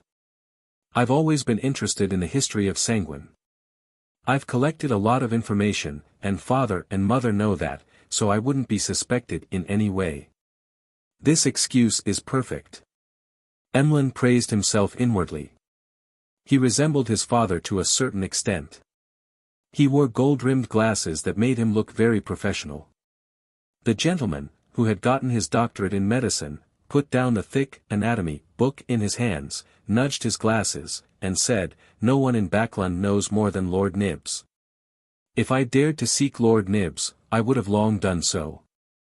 Emlyn thought of Mr. Fool's description of him being a messiah, that had to bear the burden of a secret while being misunderstood, as he pressed with a solemn expression, "Aside from Lord Nibs. He's sleeping underground, so it's not convenient for him to be disturbed." Emlyn's father pulled up the collar of his thick cotton pajamas and thought for a moment. Waymandi. He always thinks of himself as a historian. Emlyn heaved a sigh of relief and smiled. "I wish to visit him." Woo! The whistle sounded and the white agate sailed into Demir Harbor. It would replenish fresh food and water on the colonial island and set sail again the next morning. After hunting the murloc, Klein spent the next 2 days of what could be described as a leisurely or boring life.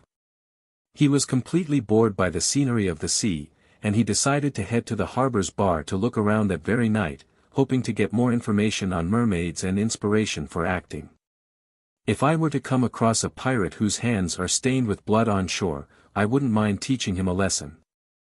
There are still souls waiting to be released from creeping hunger.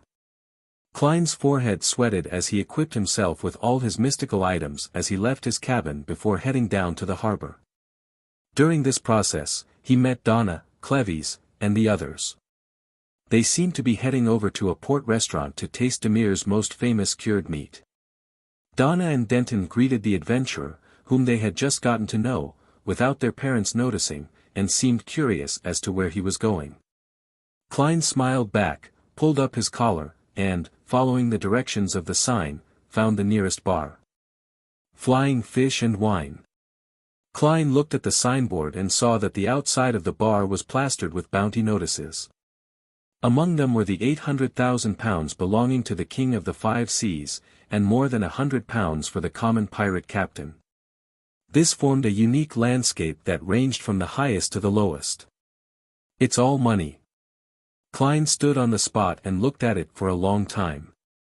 He withdrew his gaze, pushed open the door, and entered the bar, only to find that it was abnormally quiet.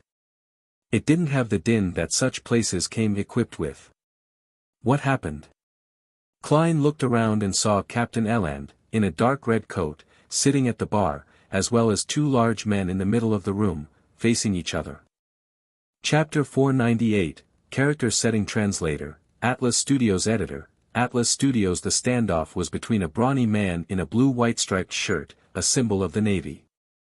Despite the weather being at near zero temperatures, he had his arms bare. He held a dagger against the throat of the man opposite him, but his glabella was being pointed at by an ancient musket, one which could have been placed in a museum. The musket's owner was also more than 1.8 meters tall, with strong muscles and an oily face. He had shaved his hair, and with a sea eagle tattoo, he cursed, "T Navy sailor. No one in Demir Harbor would dare slander me as a pirate's informant." The Navy sailor didn't yield to him, and both sides fully illustrated the rich profanities of the sea. Klein observed for a few seconds, then he walked around the edge to Captain Eland, who had a straight sword at his waist and a hidden musket on his body. He asked in a calm and casual manner, "What happened?" "A quarrel between two drunkards. In Demir Harbor and in the surrounding waters, there's always been such rumors that Sea Eagle Logan is in service of the Master of the Black Tulip." The Navy sailor had mentioned this a moment ago, and Sea Eagle just happened to hear that. The Master of the Black Tulip? Isn't that Admiral Hell Ludwell? Klein turned and sat down on the high stool in front of the bar counter. He tapped the wooden countertop. 1 glass of Southville beer. 6 pence. A bronze-skinned bartender with pearly white teeth wiped the cups as he said with zero passion. "When it comes to continental specialties, the prices are much higher than Backlund and Tingen." Klein fished out a handful of copper pence, counted 6 pence and gave it to him. At this moment, Logan and the Navy sailor were stopped by the bar's bouncer. After they each spoke harshly to each other, they retreated to different corners. Perhaps it was due to him losing his dignity, the Navy sailor hurriedly left after about 10 seconds. The atmosphere in the bar became lively once again. "Want to play some cards?" Captain Eland pointed to the stairs by the side of the bar. "No." Klein's main purpose for coming was to gather information. Eland subconsciously wanted to pat him on the shoulder, but his cold and sharp demeanor stopped him. He could only pull back his hand and pretend to adjust his dark red coat and remind him, "Don't get the women here." Klein nodded, picked up the glass of Southville beer, and took a swig. "Also, don't trust anyone here. Only a small portion of what they say is true." Eland carried his lanty-proof and stepped onto the stairs that led to the second floor. Klein turned his head to glance at him and asked without a change in expression, "Including you?" "Perhaps." Eland was taken aback at first before he laughed out loud. "At least my reminder just now was real." "Oh, and me being a man is true as well." "Not necessarily. There's a potion called witch in this world."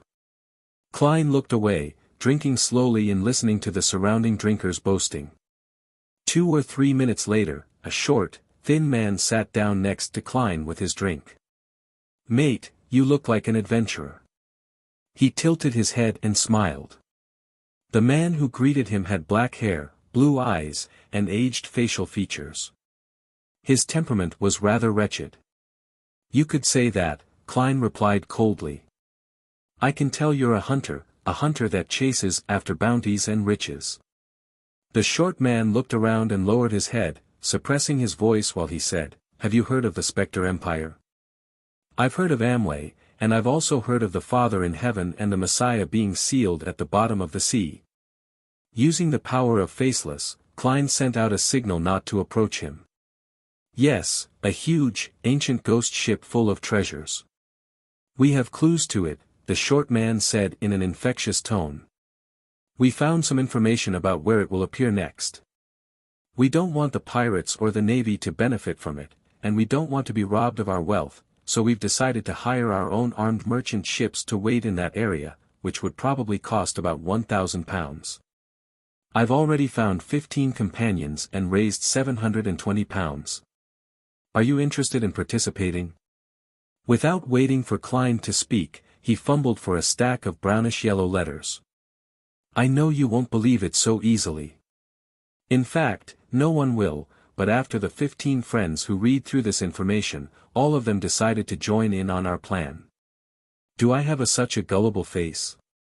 Or would any bumpkin end up in this situation without slipping away from this sort of thing?"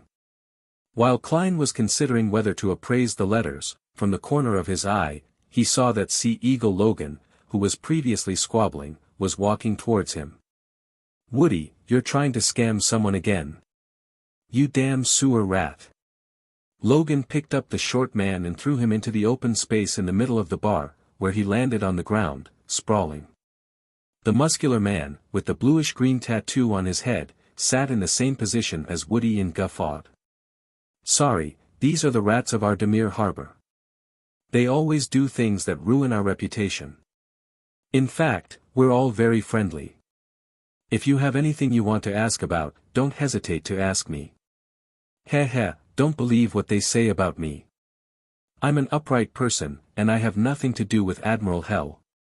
The more you emphasize that, the more suspicious it becomes. Klein's expression didn't change as he calmly said, "I want to know the latest rumors." "No problem."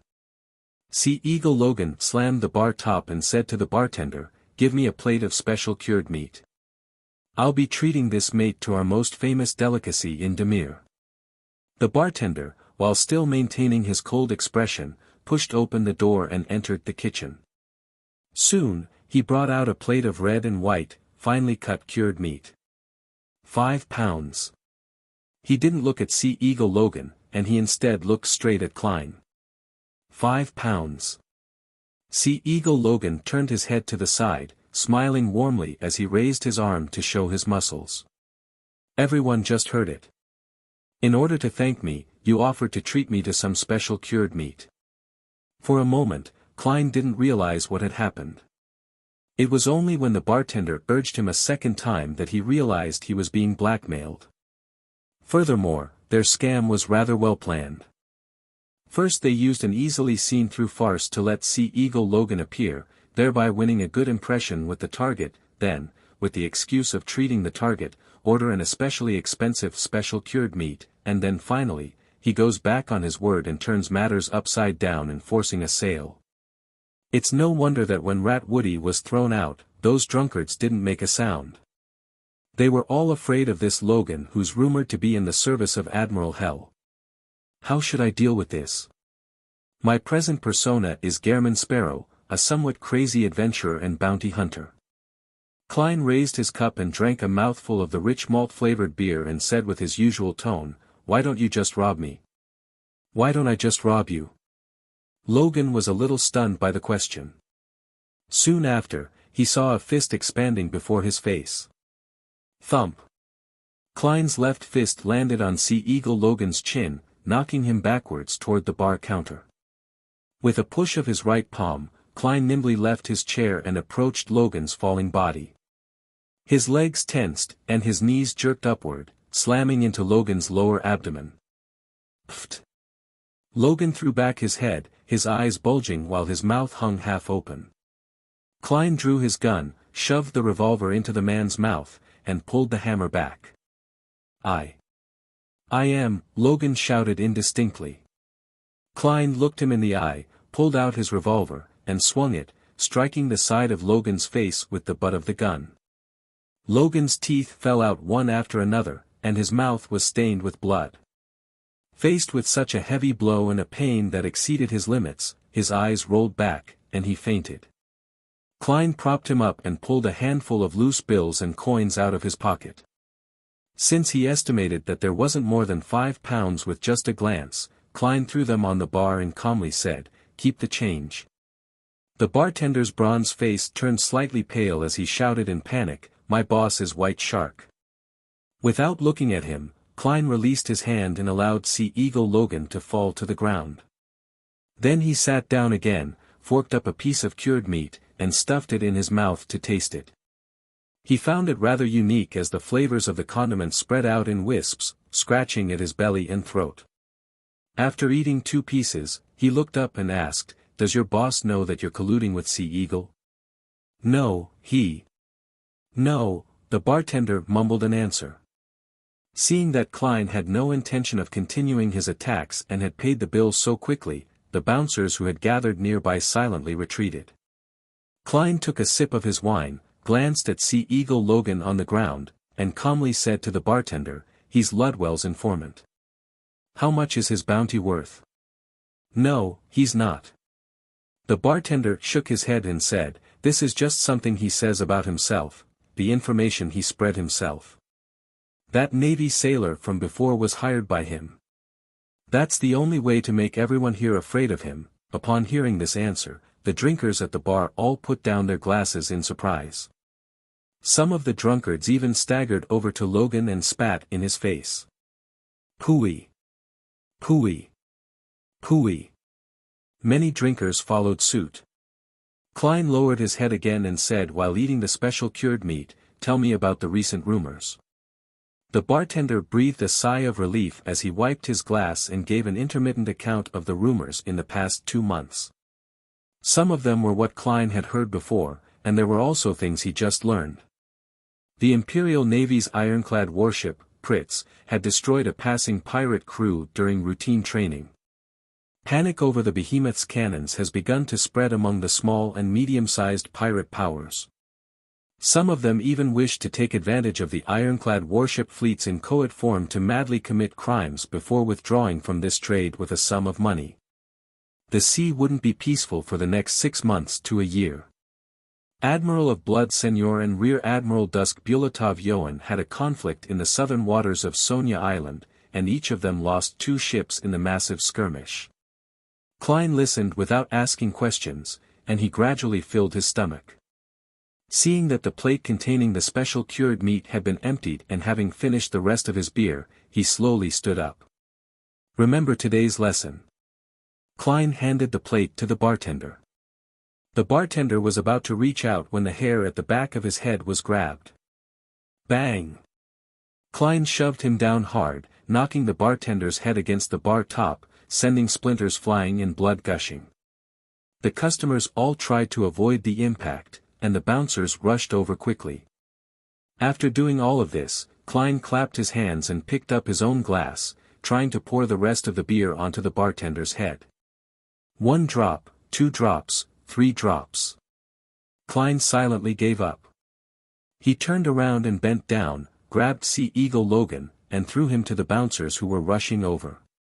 Taking advantage of the moment when the bouncers were dodging and the bar being in chaos, Klein quickly ran, agilely circling around them, and easily left flying fish and wine. He pushed down his hat and quickly proceeded forward, turning towards a neighboring street. After continuously changing directions, he suddenly slowed down his pace, and a gold coin appeared in his hand. The gold coin kept weaving around in his fingers as if it was scouting something. Chapter 499, Solicitation Translator, Atlas Studios Editor, Atlas Studios Ding. The gold coin quietly flipped up, tumbled down, and firmly lay in the palm of Klein's hand. Lowering his head to glance if it was heads or tails, Klein spun his heel and smoothly turned into a quiet, dark alley. The wind by the sea was cold and strong, and it caused a convection in the area, propelling his coat up without him realizing it and causing his half-top hat to almost fall off. Suddenly, Klein stopped, turned around, and said in a deep voice, "Come out." His eyes were sharp as he stared at the shadow around the corner. After 4 or 5 seconds of silence, a figure emerged from the shadows. He chuckled and said, "Very sharp." It was a man in a black cloak, approximately 30 years of age, and his eyebrows were charred yellow while his dark blue eyes were bright. His face wasn't too chiseled, as though he was from the area south of Intis, Lemberg, and Seeger. As soon as he saw him, a picture flashed in Klein's mind. As he entered the Flying Fish and Wine, he had professionally looked around for anyone he needed to pay attention to. The answer at the time was no. The man had been drinking like a sailor and watching curiously from the side. He was no different from the other guests, and his appearance wasn't distinctive, but his black cloak had left a certain impression on Klein, allowing him to recognize the person who tailed him in an instant. "What do you want?" Klein, who was maintaining his persona, bent down slightly, like a huge feline ready to pounce. The man in the black cloak laughed once again. "The fighting technique and handling method that you displayed just now was very consistent with my taste. I chased after you to ask if you're interested in joining us, although that guy named Logan was indeed pretending to be an informant of Ludwell. White Shark Hamilton does have connections with many pirates. He's a character with a shady background, so he'll definitely take your act of beating up one of his men at the bar to heart. There will definitely be problems for you in the future, and I can help you resolve this problem.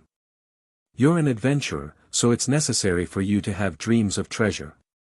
As for us, we're people who banded together in a bid to seek treasure such as the Spectre Empire, Solomon's Inheritance, the Secret of the Fountain of Unaging, the Death's Key, the Sunken Laurel, and Roselle's treasure while traveling the 5 seas. Today, although we haven't accomplished any of our main goals, we've found many missing pirate ships." Heh, what I said does sound like what that rat had said, right? He cleared his throat and said, "Frankly speaking, we're a band of pirates formed from a group of adventurers, but we only plunder merchant and passenger ships when we're especially poor, and we don't harm the innocent. Our main focus is on finding treasures, and we often reap harvests. And I kid you not, I once slept on a bed formed of gold coins. If we run into any other pirate ships, just showing them our prowess wins us some compensation. By the way, our captain has decreed that before we recruit new people, we have to explain our creed and remuneration." "Creed? Your captain is a little interesting." Klein deliberately softened his tension to see if the enemy would take the opportunity to attack. The black-cloaked man smiled in a relaxed manner. "What I said previously was our creed, and now, let me talk about the remuneration." This fellow is quite confident. Although he wasn't a spectator, Klein could tell that he was very confident and that he was completely unfazed by the scene in front of him. "We don't have any weekly salaries or annuity, but once we find treasure, or obtain riches from plundering, they'll be distributed according to our ranks. Under normal circumstances, when our luck is still pretty good, the lowest-ranking sailor can earn about £200 to £300 a year. I heard that this would make one a member of the middle class on land. Heh, if we find the Sunken Laurel, all of us will become tycoons," the black-cloaked man casually introduced. "According to our ranks, we would get different days off every month, but they can only be accumulated together and done in a staggered fashion." As he spoke, he suddenly cursed softly. T, just the year before, we missed a good chance of finding the Spectre Empire because Captain was on holiday. Pirates have annual leave. Klein found it somewhat surprising. He could only feel the pirate crew's comedic intensity from the man's description, reminding him of the humorous Somali pirate recruitment advertisements he had seen in his previous life. Seeing that Klein appeared shocked by his words, the black-cloaked man added with a smile, "As an adventurer, are you still chasing after the powers that transcend nature as told in legends? As long as you join us, you'll have a chance to possess them." Having said that, he coughed and said, "I forgot to introduce myself. His expression turned solemn, no longer looking as jocular as he was before. Rear Admiral Iceberg Edwina Edwards's subordinate, 4th bosun of the Golden Dream, Blazing Danitz. After reporting his title, real name, and identity, Danitz waited patiently for the look of panic and fear to appear on Klein's face. After a second, he heard the adventurer, who acted somewhat crazily despite looking refined and polite, say in a low voice, "Blazing Danitz with a bounty of 3,000 pounds. Danitz was about to reply when he had the illusion that the man standing in the dark alley had turned into an indescribable, hungry monster, salivating over his soul and flesh. He suddenly clenched his fists, his body no longer as relaxed as it had been earlier. He was so tense that he was trembling slightly. His intuition told him that he was facing an abyss filled with madness and bloodlust. In this state, Danitz had no idea how much time had passed until the other party spoke again. "Why are you here?" I am on vacation." Blazing Danitz's dignity made him scorn to answer this question, but his instinct made him spit out the reason. As soon as he finished speaking, he felt the man retract his gaze, the hunger to gnaw on his flesh and soul disappearing. He stood where he was and watched as the young adventurer in a black coat and a silk half-top hat turned around and walked to the other end of the alley. He stopped when he was about to turn the corner, and turning his head, he asking, "Where's White Shark?" He lives at 1 C Wall Avenue, but he spends most of his time on the second floor of the Flying Fish and Wine. "It's no different today," Blazing Danitz answered truthfully. Only when the figure disappeared into the distance did Danitz straighten his back and take off his cloak. "What a terrifying fellow," he sighed silently. Following that, he found his thoughts and muttered to himself, "I have to inform Captain that there's another terrifying person at sea. This is a guy who looks like a gentleman on the outside, but he has a heart like a lunatic's. If one doesn't have the determination and confidence to kill him, it's best not to deal with him." Danitz pulled up his black cloak's hood and decided to return to the hotel for some sleep. He planned to wait until the telegraph office opened the next morning before relaying the message to his middleman contact in the Rörsted archipelago. As for what would happen to White Shark, he didn't care at all. In the corner of another quiet street, Klein stood in the shadows, looking down at the black glove on his left hand. He found that, although creeping hunger had been sealed by Mr. Azek, its thirst for flesh and soul still intrinsically existed and was trying to manifest itself. Under normal circumstances, Klein wasn't worried that the sealed item would produce any problems, but when he had the urge to kill someone, the corresponding influence he would receive was enough to let that hunger which could lash back at him emanate. Earlier, when he heard that Danitz was a famous pirate on the bounty list, killing intent instantly rose inwardly out of his yearning desire, causing creeping hunger to become as active as a fish in water. Fortunately, Klein always had good self-control in this aspect. From his words, he was able to judge that he wasn't a pirate who was riddled with sin, so he easily restrained his impulse. With creeping hunger, Gehrman Sparrow's persona will be flawless. Klein paused for a few seconds, took out a gold coin and performed 2 divinations. First, he divined if Blazing Danitz was lying, and second, if White Shark Hamilton was able to cause harm to him. The first revelation showed that there was no need for Blazing Danitz to lie, and the second one showed that White Shark Hamilton was unable to cause harm to him. Klein put away the gold coin, pressed down his hat, and while doing so, he swept his palm down and touched his face. He instantly changed his appearance, blonde hair, blue eyes, and ordinary facial features. Then, Klein unbuttoned his overcoat and pulled up the inner shirt so that it was no longer stuffed into his trousers. After a simple change of his attire, Klein, who didn't carry a cane, began sweating. His lips were dry as he identified the direction and headed back to the Flying Fish and Wine bar. On the way, he met Blazing Danitz again. The man only glanced at him once before withdrawing his gaze and headed for the hotel opposite the bar. After inspecting the bounty wall, Klein calmly reached out with his hand, pushed open the door and walked in. At this moment, it had been less than 10 minutes since he escaped. In the bar, most of the customers had dispersed, but there were still a lot of drunkards gathered here to watch the show. Their eyes swept over the new guest, but they all withdrew it soon after, and Klein made his way unimpeded to the bar counter.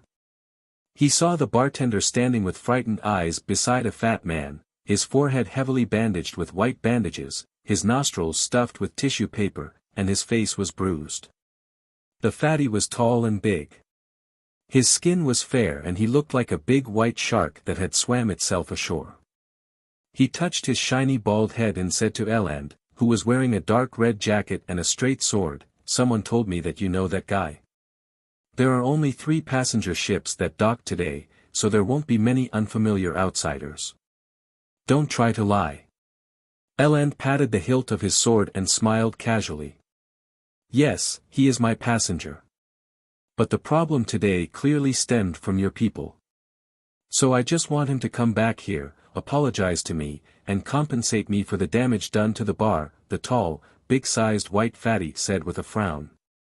Eland laughed and said, "White shark, I have a proverb from my hometown, don't hate wild dogs that pass by just because of the rats in the storehouse." "Just Eland, is this your answer?" White Shark Hamilton narrowed his eyes. Eland gripped the wooden handle of the musket, took a step forward, and said with a deep voice, "Yes, this is my answer. Captain Shure has his way of doing things." Klein was slightly surprised at Eland's response. After staring at each other for a few seconds, White Shark Hamilton took in a deep breath.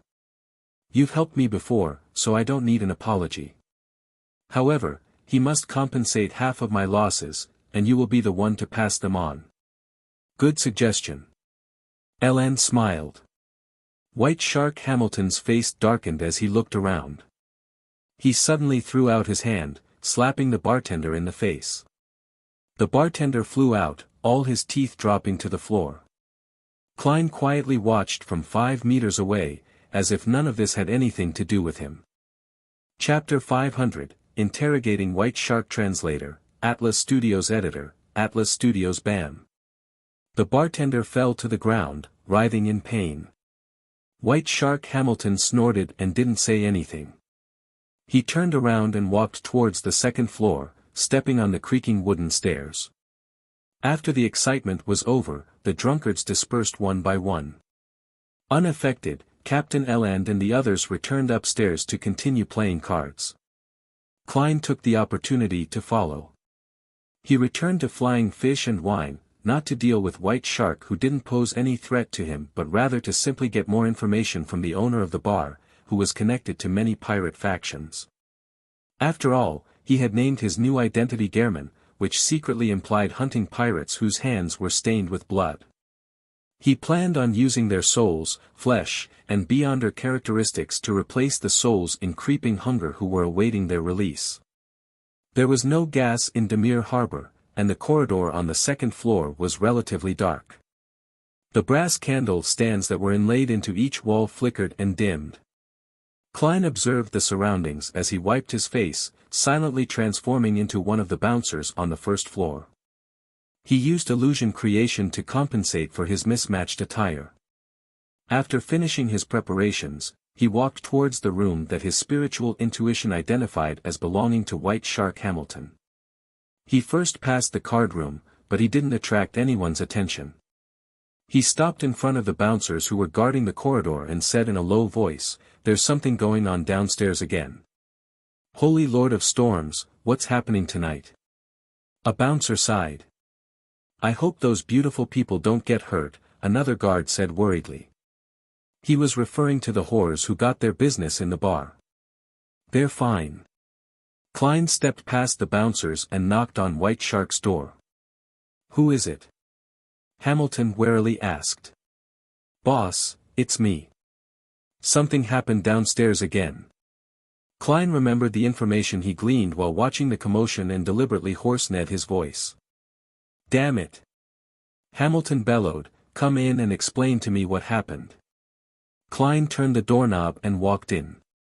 When he closed the door, he dispelled the illusion, and the muscles on his face rapidly squirmed, returning to his previous identity, a new customer with blonde hair, blue eyes, and ordinary facial features. "You, Hamilton was stunned for a moment before he immediately opened his mouth wide in an attempt to shout loudly. At the same time, many illusory fish scales surfaced on the back of his hand, his originally large and fat body burgeoning. Suddenly, his heart began to beat faster, and a strong instinctive fear seized him by the throat. At this moment, he felt that the stranger standing by the door was a demon that had been starved for many days, repeatedly examining his flesh and soul with an ice-cold, craving look in his eyes. All of a sudden, White Shark Hamilton was gripped by an extreme panic, and he failed to effectively respond. Klein slowly walked to the sofa and sat down. He politely smiled. "Now, can we talk calmly?" The feeling of being stared at by a horrifying monster suddenly disappeared. Hamilton relaxed all of a sudden while his body shriveled up a lot like a punctured balloon. He didn't rashly cry for help as he asked with beads of sweat lining his forehead, "Who are you? What do you want?" "A hunter," Klein answered casually. "I heard that you're connected to a number of pirate factions. I would like to know their respective situations." "No, I'm not," White Shark Hamilton subconsciously denied. He immediately felt the extreme hunger again, and he felt as if the man's eyes were dyed with a dark red layer. Klein inwardly deliberated over his persona and said with a gentlemanly smile, "You have two choices. One is to answer frankly. The second is to be killed by me and then answer honestly." Killing to channel my spirit? White Shark Hamilton had heard of similar rumors. He swallowed hard and asked, "Why do you want to know about any of this?" Klein smiled and answered, "I'm a hunter, so I'm chasing after bounties." Hamilton suddenly felt that the man's polite smile was tinged with an indescribable madness, and he couldn't help but blurt out, Are you mad? I've seen many similar adventurers, but all of them have been buried at the bottom of the sea. It's not hard to kill a lone pirate, but can you defend against any further retaliation? The whores in the bar or the seemingly ordinary customers might all be pirate informants. Your friendly accomplice could be bribed at any moment and you'll be shot in the back. The pirates will gather information in advance and surround your ship. Can you protect all the passengers? Can you survive a cannon bombardment? On the sea where there's no room to run, how are you going to survive? After venting the horror in his heart in one breath, he saw the man, who called himself a hunter, reveal a gentle and kind smile. Just have them all killed, and then there won't be such a problem. A true madman.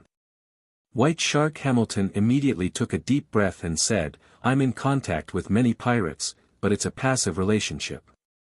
They need to sell the cash, jewelry, and goods that they plundered in exchange for alcohol, food, fresh water, weapons, and women's comfort. This has to happen through me, but I can only wait here for them. I don't know where their ships pass or where they're going." "What else?" Klein asked calmly. His reply just now was mainly to scare White Shark. As for having revenge sought on him by the pirates, he wasn't worried at all. As a faceless, he might as well find a place to drown himself at the bottom of the sea if they could find him so easily. White Shark Hamilton's throat moved, without immediately giving an affirmative or negative description. He tightly closed his mouth and looked at the gentleman in the half-top hat. The gentleman's eyes were calm and reserved, as though madness was brewing within him. The uneasy silence was like the calm sea surface before a storm, gently resounding, colliding, and fermenting.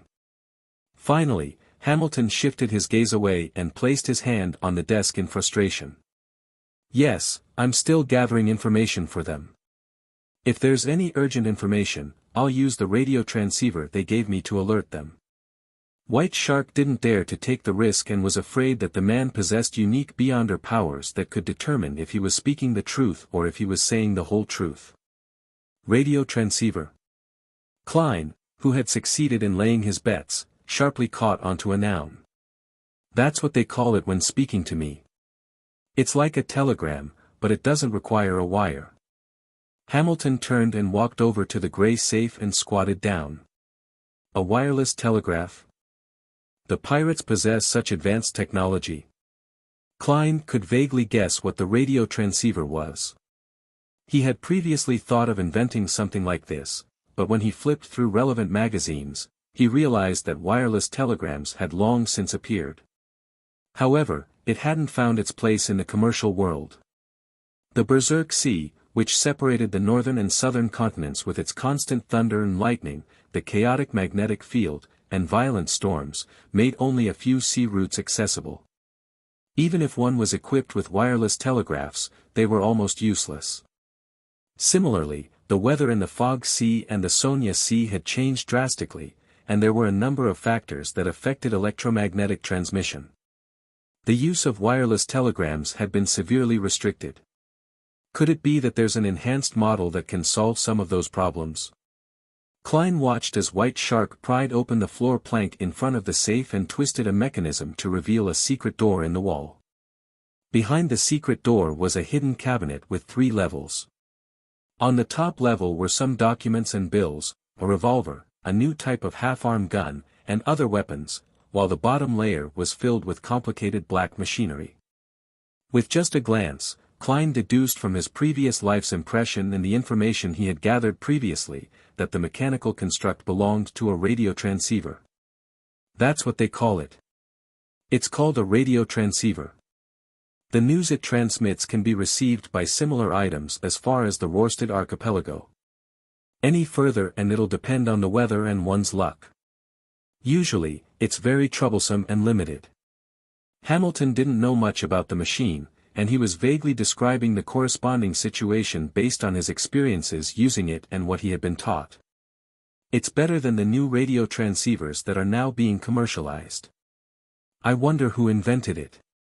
Klein quietly listened and asked, "Who are they?" He made himself look like a bounty hunter who didn't understand technology. White Shark Hamilton wiped the cold sweat off his forehead and said, "Silver Coin Viper Oder, who claims to serve the owner of the Dawn, as well as the intelligence officer of Admiral of Blood, Old Quinn. They appeared together, and I can't be certain if they're working together." Of course, Oder has always only made claims. The owner of the Dawn, that queen mystic. Klein looked away, a gold coin appearing in his hand. The gold coin kept weaving between his fingers before finally leaping into the air and landing. It left White Shark puzzled as he trembled in fear and trepidation. Lowering his head to take a glance, Klein slowly stood up. At this moment, he suddenly asked, "Who gave you the potion?" "Old Quinn." Hamilton hesitated but still chose to answer honestly.